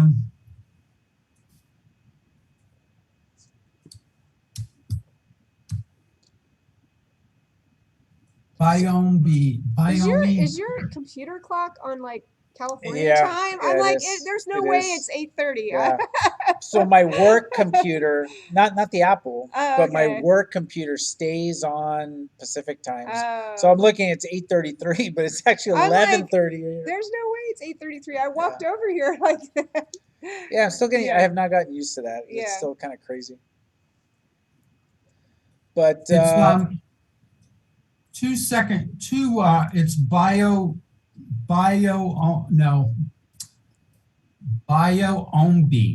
Oh, okay. There you go. now you learn I'm something. trying to figure. I do. I see it. learn all sorts of new things. Elliot was nice enough during the tournament to show me some of his games, and like he was showing it to me, and I was entering it on my chess base 12. Chess base 12. He's like, "What? You have chess base 12?" Wow, that's Yeah, and then he was like showing me all Old these school. shortcuts and stuff on chess base. I'm like, okay, that's something. Like Yeah. this guy clearly has chess base mastered, whereas I'm just using what UT Dallas gave me a few years ago. he does He's use chess really, base a lot. yeah, he was really up on how to use chess base. I was impressed. Wow, UT Dallas just gave you. Well, it was 12? years ago. Years Oh, ago. okay, Yeah, years ago. that's I haven't asked for a new one, but yeah. 'Cause I don't- Belichunder really For- walked into For being a this. journalist, for just entering games, it's good enough. But if I were like trying to seriously study, I probably would need something more. Wow, look at Look at this. that. Look at that, 96. 96. Wow. There you go. Well, they can't take it because the bishop takes e6. So, and we're threatening mate as white. Yay. I think I predicted a few moves ago that there would be some shot that Yeah. There Although you Queen go. D7 was a horrible blunder. Yeah. I mean, just rook E8 or something. Black was probably quite fine, but Look at that. You're threatening mate on G7. Right. You can't take it. That's right. So, yeah, I guess you have to play You g6. gotta play G6. Yeah. Oh, wow. That is it. Resign. Resigns. Is g6 that horrible? Well, you lose the exchange, right? Oh, yeah, I guess that's right. Yeah. even worse, white takes on G6 and then can take again with the queen because of the pin. Oh, because Possibly. after you, with Yeah. the exchange and everything. Yeah. Wow. That was pretty brutal game. Very brutal. It was even a miniature, less than 25 moves. and it was last time too. Oh, wow. Hmm. I mean, and Ball is strong. This is just what happens. When you play Gadir, yeah. Yeah. You know who was really racing through the Irwin for a while was the Doug Eckert from Missouri. He Yeah. was like defeated Ben Feingold in like Feingold, yeah. 26 moves. When Yeah. Feingold presented it on his Twitch, he's like, well, at least it wasn't a miniature. Yeah. So, but Now, Doug Eckert in the last round probably should have drawn against Igor Kimolitsky, and then he would have tied for first. Oof. But he lost. He just made some mistakes in the end game. So yeah, the Irwin was pretty exciting. I spent more time obviously watching that section than the other sections. Yeah. But I know Northern California Yeah, did really well. and I'm Yeah. sorry I wasn't here yet. I would have loved to follow the kids because we know the kids so well. Are all of them mechanics kids? Yeah, well, that area kids, but Guillaume's played at mechanics. Rui used to play the Tuesday night marathons all the time. Yeah. And then Henry Deng Also has played at mechanics? I haven't seen him at mechanics. I directed a tournament in San Jose just 2 weeks ago, and he was playing there. Oh, okay. And so he's rising up. He actually beat International Master Josiah Stearman at that tournament. Wow. So That's really something. I knew he's super strong and his game's sharp, and there he is. He takes down the Rockefeller. Now you see here Mike Walder just played a good move. Look at all that pressure on C3 once that knight moves away, right? A lot of pressure. But then doesn't the knight fall into E6? Well, yeah, but that's not going you're to winning be material, sufficient. right? Here. Is this one of the it looks good there, but so what? Yeah, exactly. That's an official analysis. It Yeah, looks good there, yeah. but so what? Yeah. No, I think that pressure on C3 is awesome. Good job, Mike Walder. In case he watches the Twitch later, which I think he Yeah, usually does. he I'm does. going to take a look at this game because Mike played a really nice way against the London system. Just kind of a model black game, it looked like.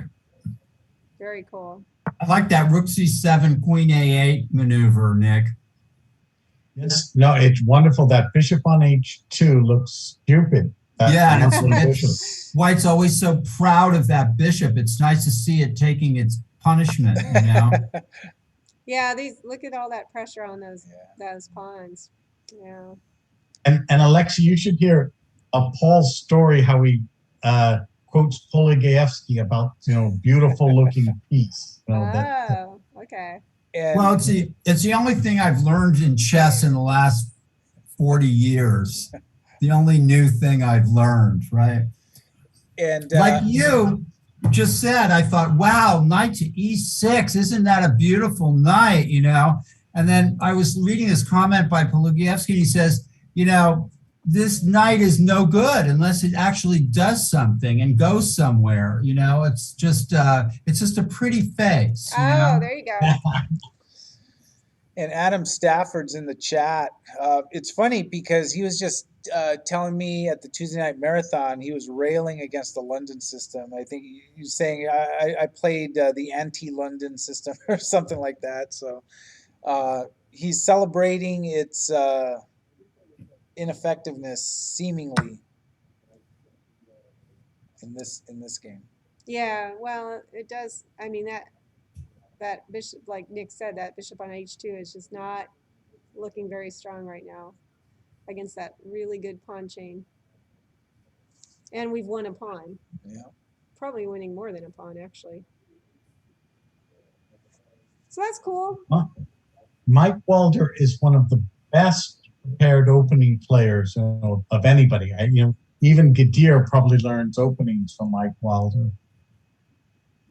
I mean, Mike is helping Tarjan prepare, right? Neat. Like, you mean Tarjan prepare when he played in the U.S. Senior Championship? I'm not sure, or just ongoing. Okay. It was the senior. Tarjan asked him. Nice. I think Tarjan had a pretty good U.S. Senior Championship. I'm not remembering exactly how many points he scored, but he wasn't at the bottom. He was not at the He bottom. was not. And it was a strong tournament, of course. And Tarjan's whenever Mechanics has a team event, He always steps up. He's always That's there, yeah. nice. That's very cool. Yeah, I wonder what's particularly appealing about that to Jim. Maybe maybe sort of the historical aspect of it.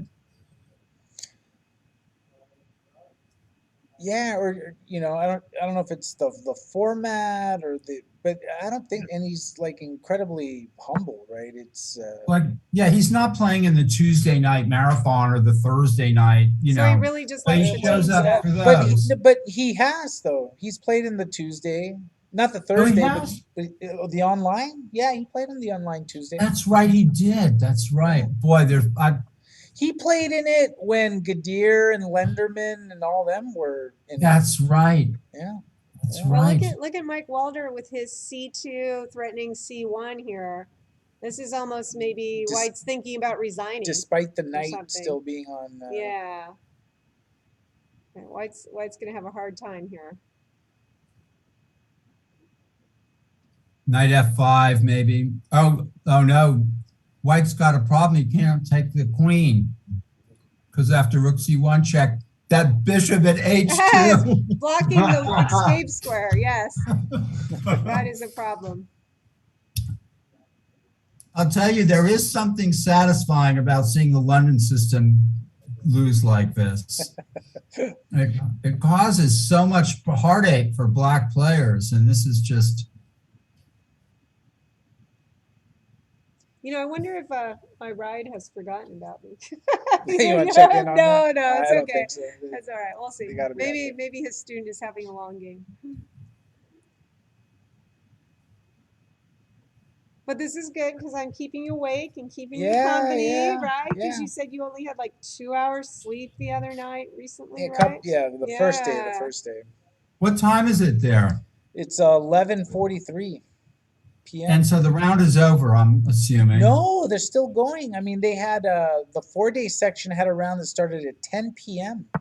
Wow. where it was game in 60, I think. So games could still be going.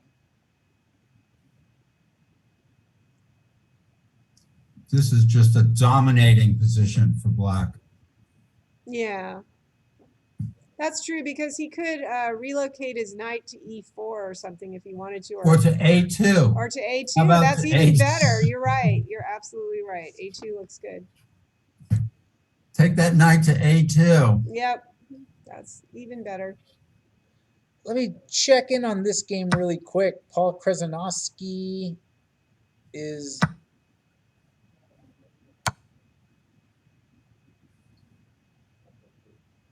Do you think this bishop and those passed pawns can make something of it?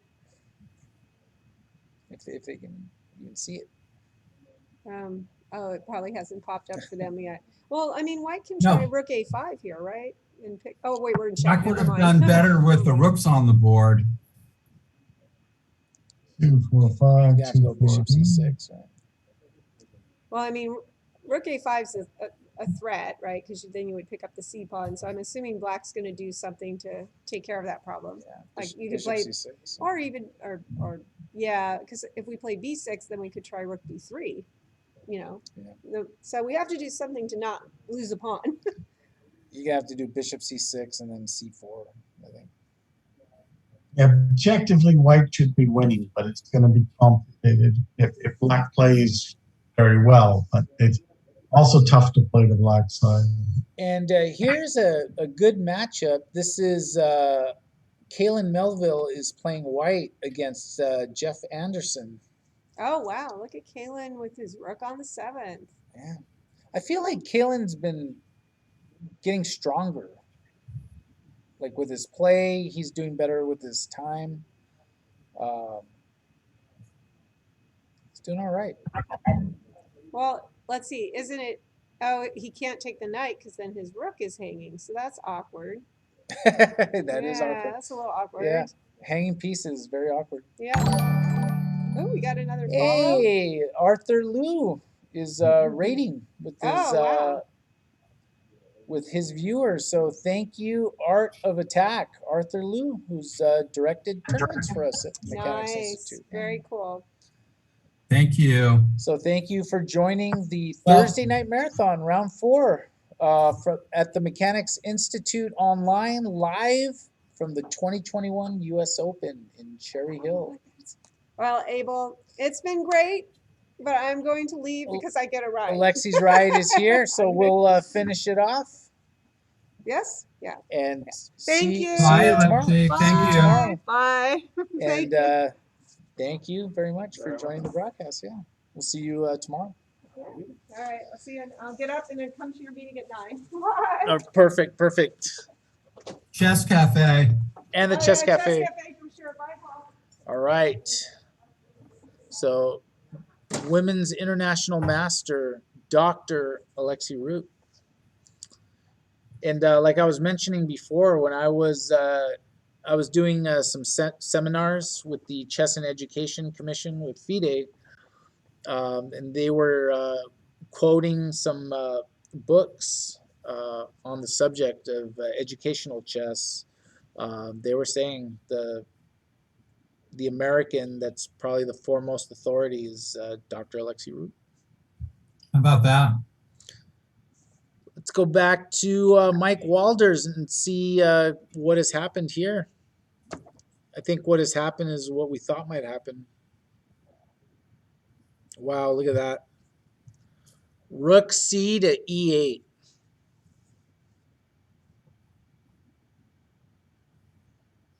So will Mike be tied for first if he wins this game? Actually, that is a good point. Let me see. With Gadir. He will be,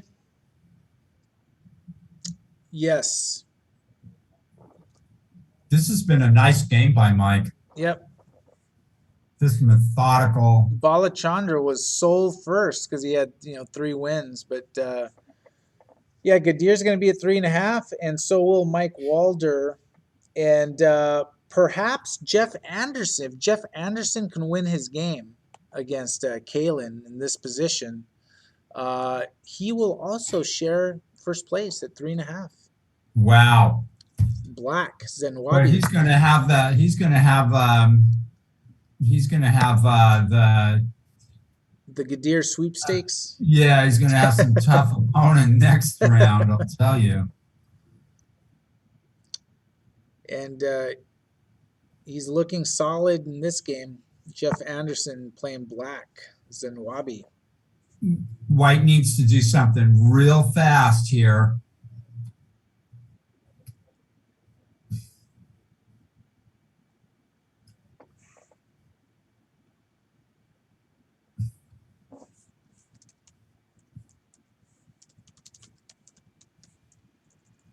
Knight C4 looks really strong for black here.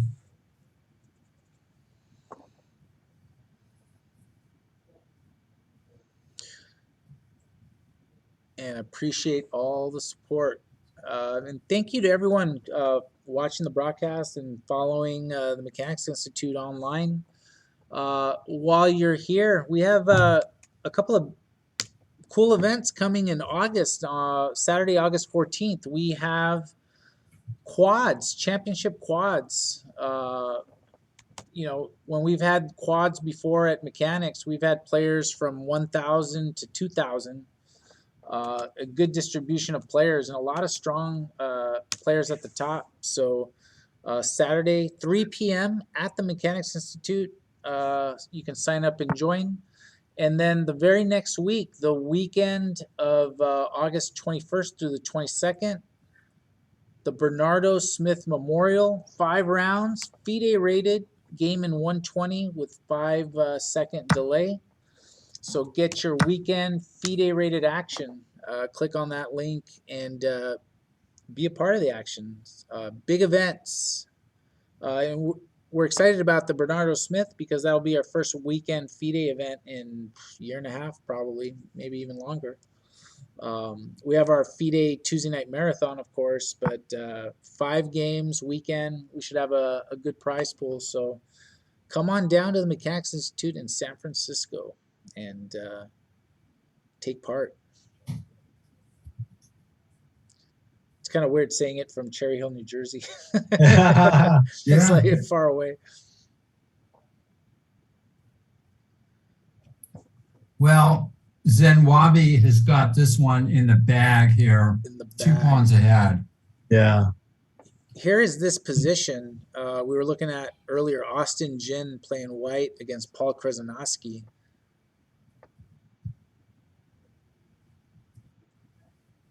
feel like white's making it a little harder for themselves.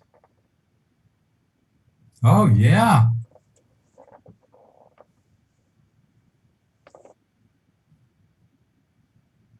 No way is white winning this now. Rook e5, bishop e6, rook b5. I don't know. Bishop c8 then even.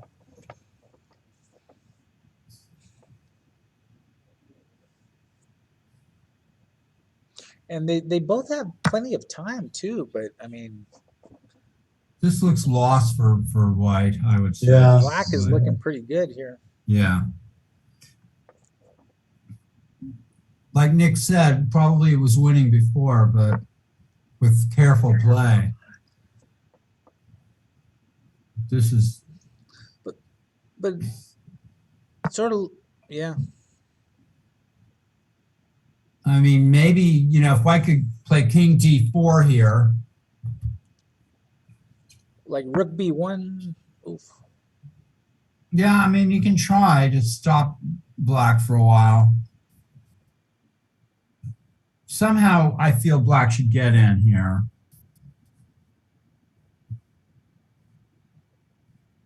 I don't underestimate the club player's ability to.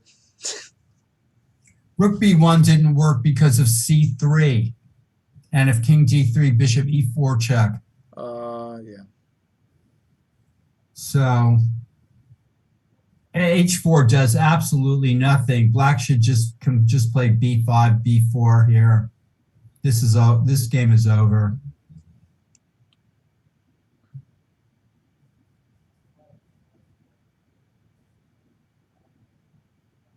There's just too many pawns rolling down. Yeah, and rook b1 fails tactically to c3. So that would be like the one chance to try to use the rook laterally and pin down the b pawn, but it doesn't work. And look at this position with Cleveland Lee playing white against Robert Smith.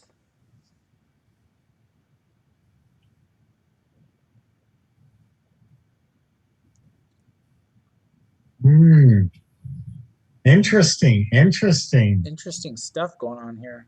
Yeah, now those black pawns look very powerful. And Mike Walder is off to go pick up Elliott. I'm guessing at SFO. Ah, okay. Wow. Or maybe Oakland. Oh, maybe.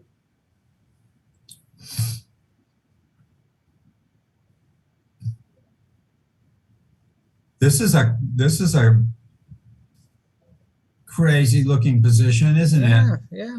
Those, the two rooks and against the queen, and got knights hopping around. Yeah. Anything could happen, and probably will. Yeah. Let's not forget Cleveland's game from last week. Oh my gosh! And where everyone was check. hanging pieces, and there was a strange case of double chess blindness, Nick. White had a bishop at b1, and he played the queen down to h7 check. But unfortunately, there was a black pawn at g6 blocking the check. But black went with the program and played king f7 and didn't take the queen. So it was really a miracle, you know. Like everyone was missing everything. Yep, that was it. Yeah, yes, that was very strange. You know, we were wondering why did the queen go there, and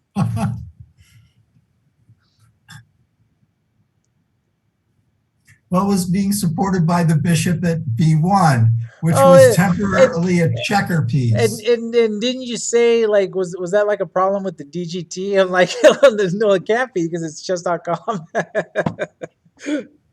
Like, it's definitely not the DGT. Right. Yeah, that was wild. Yeah, this game's wild. Queen H1 or knight G5? Two knights, yeah, that ought to be good. But okay, the black pawns are kind of holding things off for the moment. Where's the queen going at F2? Yeah, I don't know. Still a funny looking game, like you said. Oh, maybe it wants to somehow get to H2 or yeah, Queen H1 I think would have been better. Well, now, yeah, because after white could play knight C5 and then jump in with the queen faster. Yeah, would have been an easy win for white. Queen F2. I don't like that move, pawn to G5. Yeah, that was a weird one too. Yeah, Queen H1 was the better move here. Now it's a little bit dodgy. But The still, rook with such coming a down to B4. that beautiful knight on E4, something should be good for white. What's going on board? Have we covered all the top boards? Yeah, all the top boards. But let me go back to Jeff Anderson's game. Oh no, he hangs the rook, the knight at E4. Oh, in the other game? Yes. Cleveland. Let me go back. Oh. Oh.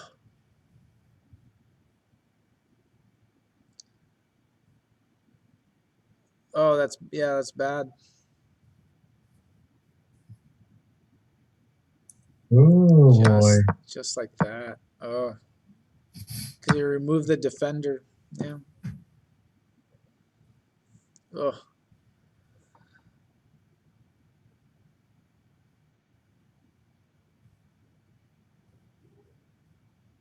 Oh, tough one. But still has the queen. Maybe queen A2? Yes. Yes. Queen Very A2, good. yes. Who knows? That might be some brilliant move. Maybe he saw it and we didn't see it. Right. Except he didn't play it yet. That's the only thing. He hasn't played queen A2 yet. Queen A2 is a shot. If king F8, knight D6 wins, or maybe not. Rook F4 check. King H8. Yeah. Oh. Who knows how this game could end up? Well, white was winning before you gave the knight up. Oh So. my gosh. Oh no. No, he double blundered. Oh man. Oh. Oh. That's just not good enough. Yeah. Yeah.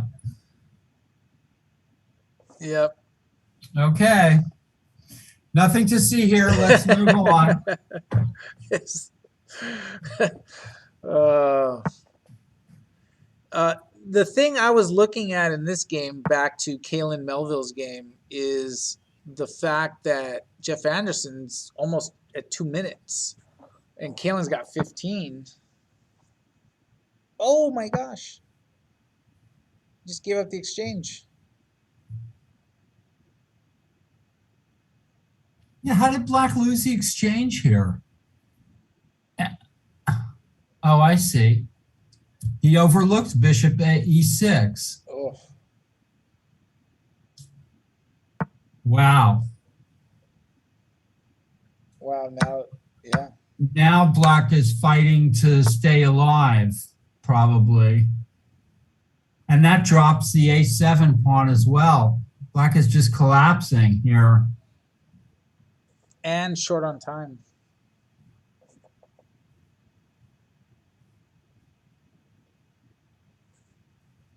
Just dropped a pawn and the exchange. And amazing.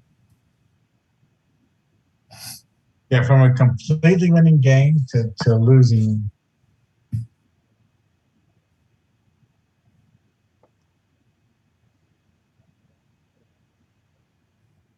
Just strange, you just forget about your opponent's threats.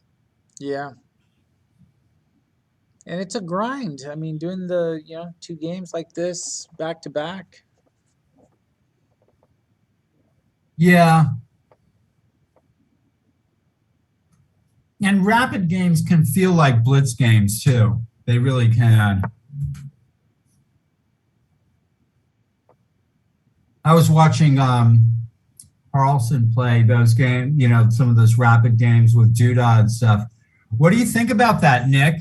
Duda, what a player. Well, he's been, you know, one of the top young players in the world for a while, and this was a major achievement, like a breakthrough, and makes him a candidate. So Right. Yeah. So that's really special. Yeah, and plus he, you know, he was the player that broke Carlson's streak. I had forgotten about that as well. Oh, is that right? Okay. Remember, Carlson had his huge winning streak. Or non-losing streak of 125 non-losing. games. Yeah. And it was Duda who beat him. And It's funny. Carlson has like Wesley So kind of battled with him, and of course Caruana, Karyakin, but Duda also. And Ding. And Shanklin had beat Duda when he won that tournament. Was it Beal this year, recently? Is that right? Shanklin finished ahead of Duda? Well, Shanklin won the tournament. It was like right. But he beat Duda in that tournament. Wow, nice. Not easy to do. Well, these guys are all so good.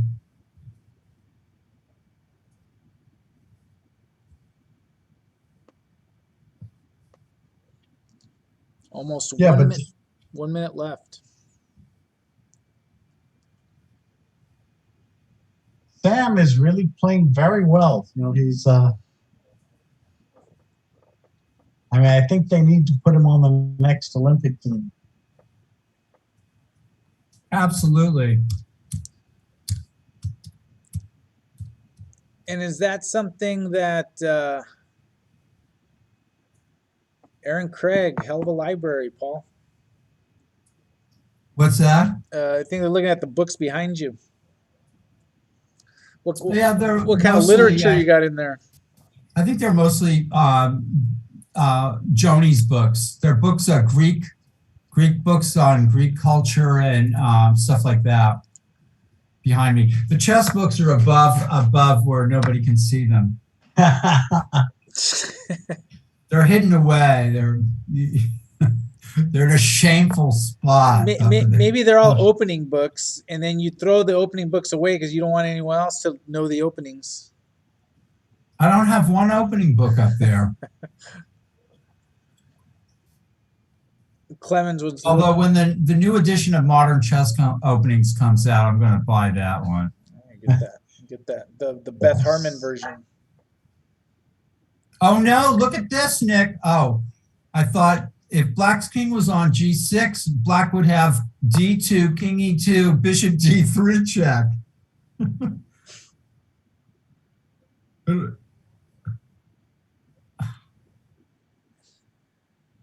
Yeah, it's still a little tricky. Oh yeah, but that's it right here. Because yeah. Of course, he's got Rook C5 check, Schweissenzug. Just don't play King E2, automatic pilot here. Bishop You're gonna F3. lose. Yeah.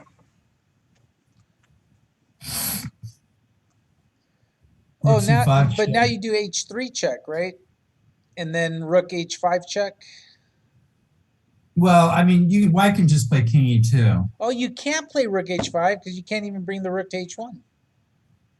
Yeah. Yeah, I mean, nice try, but doesn't work for Black.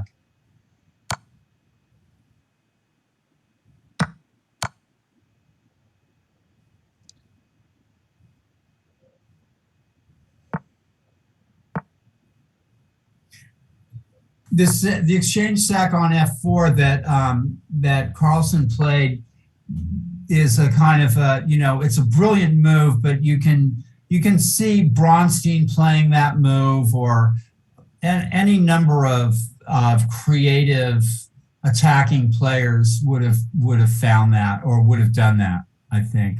Yeah, any number of world champions or world challengers champions to the world champions. Exactly.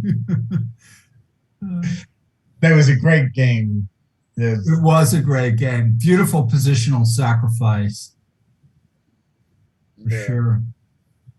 the Carlson Fedosiev. Yeah, we definitely need some coffee for the marathon here. Well, this is completely, black is completely toast here. I think there's only one other game left. And I think that other game is toast as well. Oh, yeah. Yeah. No, there's 3 games. Wow, look White at can look, win just by playing rook f5 here. look at this. This was the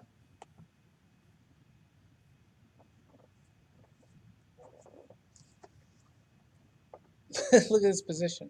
I've got some lag going. Yeah.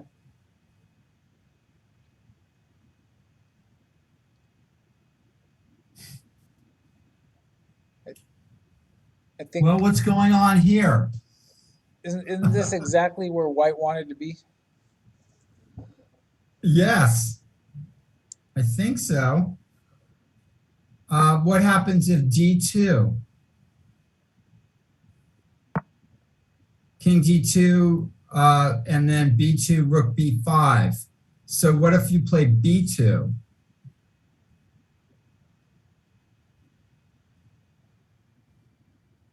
Rook b5 anyway?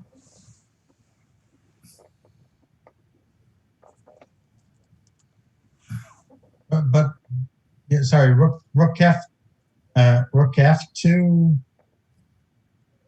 Yeah. Well, I don't know if we're looking at the same position now. Looks like it might be a draw, huh, Nick? If black can't sack one of these pawns with d2 or b2. Oh, right. You have to.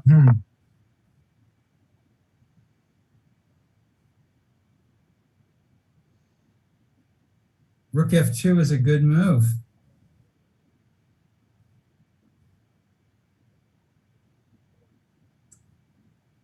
Bishop g4, king c4, bishop e2. Rook f2 didn't work, I don't think. And then if king b3, g2. And we got word that Fed drew to Rook go takes e2 check. Huh. 3.5 out of 4 for Fed. Pretty good. Pretty good.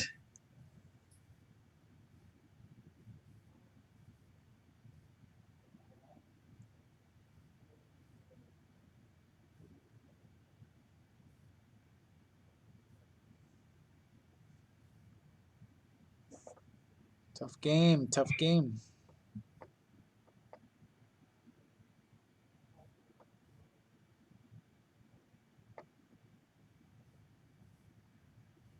Yeah. This one, this is difficult. I don't know what's going on here.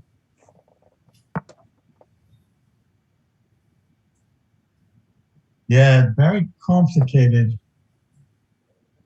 Somehow those black pawns are blockaded for the moment. They're yearning to be free with b2 or d2. Yeah. So where does the white rook go that holds them up? Meanwhile, white is D6. practically outflanked black here, and the pawn is going up forward.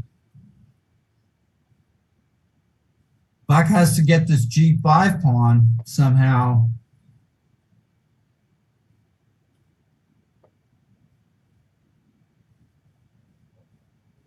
Or he's going to lose. I mean, he could lose if the pawn costs black his bishop.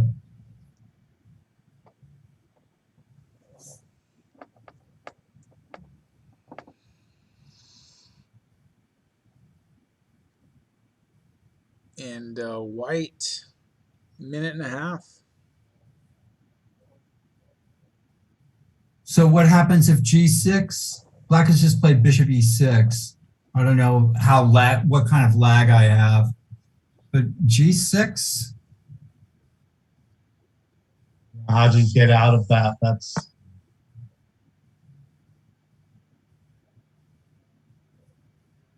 Bishop G8, G7, followed by Rook G8, Rook B8. What's going on here? those three pawns don't have that much offensive punch because they're all blockaded. And that one G pawn is just costing a bishop.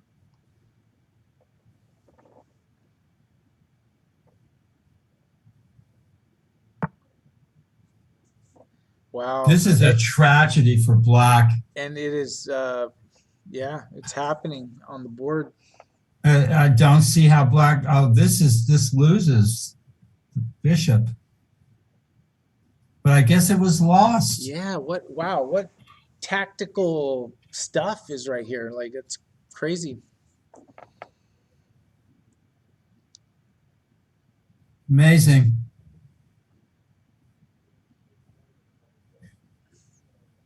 Chess. Because even if you go Complicated. King F7, Rook takes E6, right? Or G8 Queen. Yeah. Followed by Rook E6.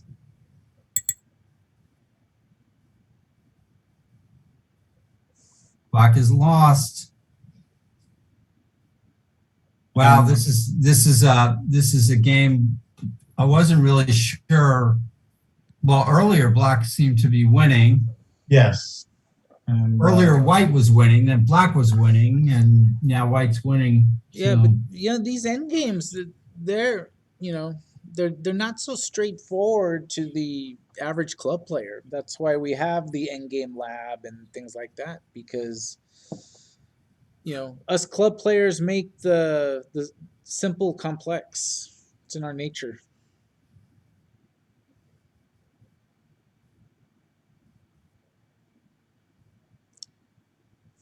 And yeah, I mean, I'm not sure how Black managed to get their pawns blockaded, and White managed to slip one of the pawns by on the king side.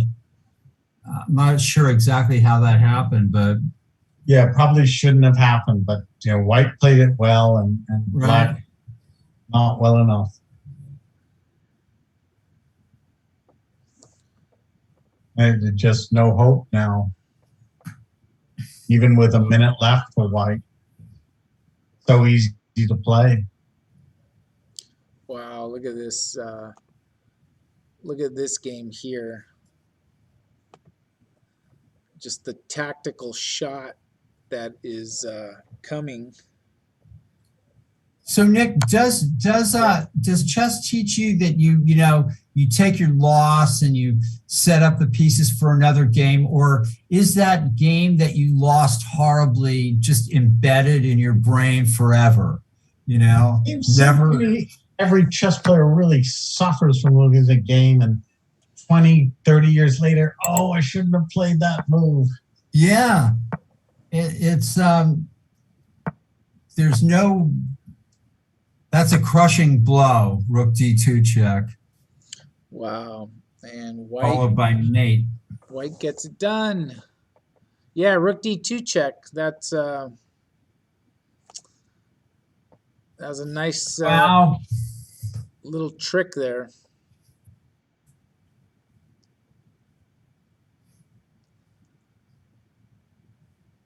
Nice trick. And Aaron Nikoski gets that win. And I believe that may be all the games of the round.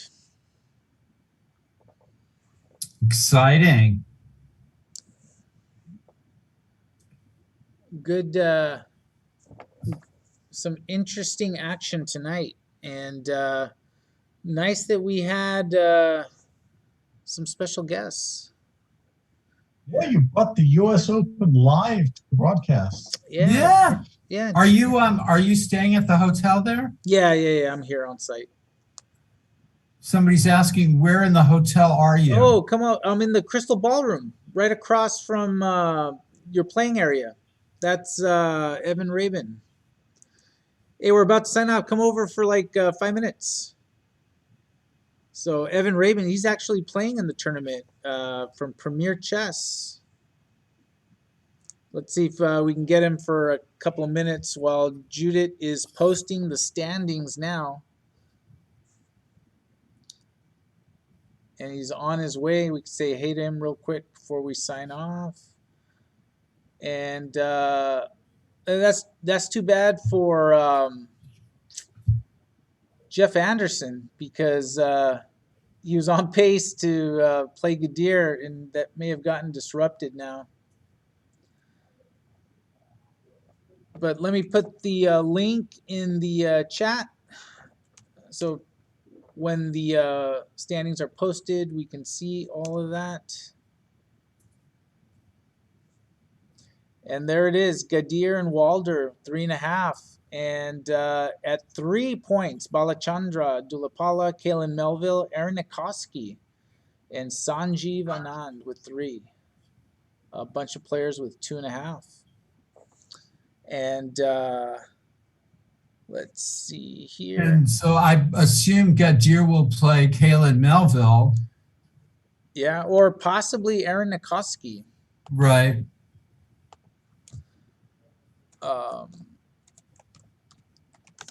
And Aaron Nikoski had a nice little win there in the end. And this is how many rounds? I forget. 8.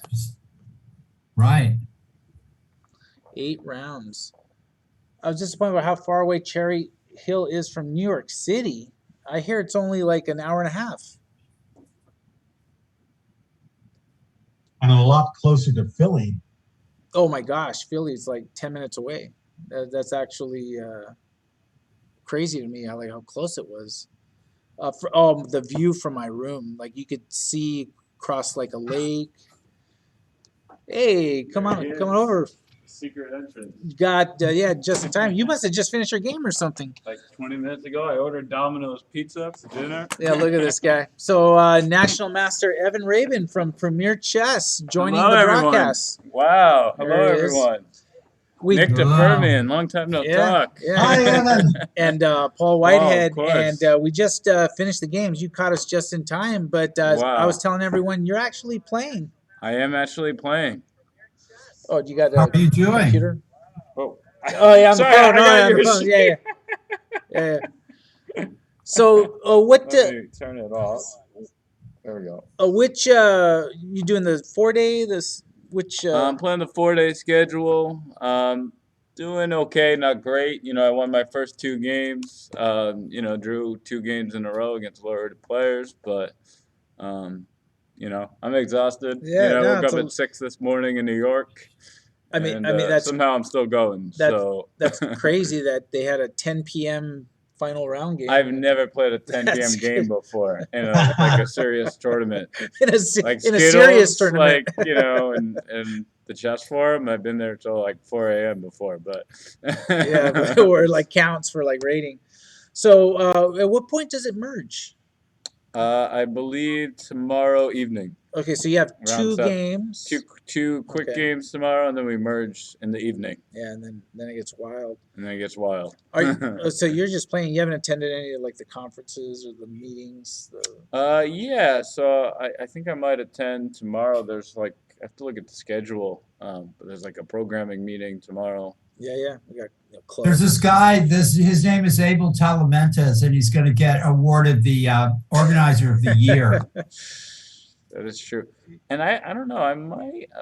When do they do the journalism awards? We know that for a fact. There's going to be 2 p.m. tomorrow because we had Joshua Anderson and Alexey Root here earlier. Okay, because I have 3 that I'm trying to hopefully win. Podcast, individual podcast. That's why he's episode, and wondering. blog. Podcast, blog, and which An one? individual podcast Individual, episode. The yeah. one with Bruce Pandolfini. Right. I nominated. No, very cool. Very cool. So we'll And see. they said that they're actually giving awards actually out this year, Oh, wow. where they're going to hand you something if you win. Where is that? Because maybe at 2 o'clock I'll run away from my game to go. In the middle of the game, go accept the award and come back and put it on the table. Why not? Let's see. Okay, 2 p.m. 3. Oh, not all 55 of them, just 3 of them. Just Okay. 3 of them. Okay, so not So all. probably the not awards. mine. Probably not his. See, I like that confidence, right? That you think you're gonna get it. So, Evan Rabin, Premier Chess, Woo. and let me plug you here. Yeah, you can check out his stuff. Twitch.tv/Premier Chess. Yep. You know, drop a follow, all that good stuff. Yeah. And you got So classes. what happened in the Thursday night marathon? Well, we had we got the big thing that happens. We had the top two players, Grandmaster Gadir Guseyanov played the International Master Balachandra Dulapala. But I mean, the way Gadir plays, he just makes. Well, I lost to him in actually I think the Southern Open or one of the tournaments last year, one of the Goichberg online events. He's obviously very strong. Oh, you had to play Gadir, yeah. Did he grind you down or positionally or? You just lost. Yeah, pretty much. No, I just lost. But no, it was a fairly long game. You know, he definitely ground me down. I mean, I had to grind against a 1300 today. It just goes to show that Well, you chess is never not know these easy. kids. Well, and then some of these kids are pretty strong. I mean, they've been developing for like a year and a half. Yeah, I mean, this guy's an adult, but still.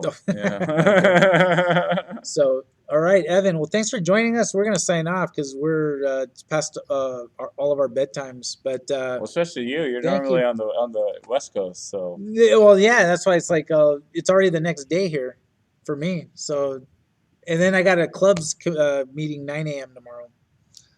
So Wow. I'm gonna get my Z's. So, all right, everyone. Everyone, take care. I'm glad I Bye, could be Evan. a last-minute addition to the crew. Good luck to Evan Rabin finishing it off tomorrow, and good luck with the journalism awards. See Thank if you. you can We take will one of those see. down. And Alexey Root says bye, and thank you everyone for joining, and catch you Tuesday night for round 5 of the Tuesday night marathon, live from downtown San Francisco, and we'll have our doctor Judith Stare back in action wow. Tuesday night. I can't wait to check it out.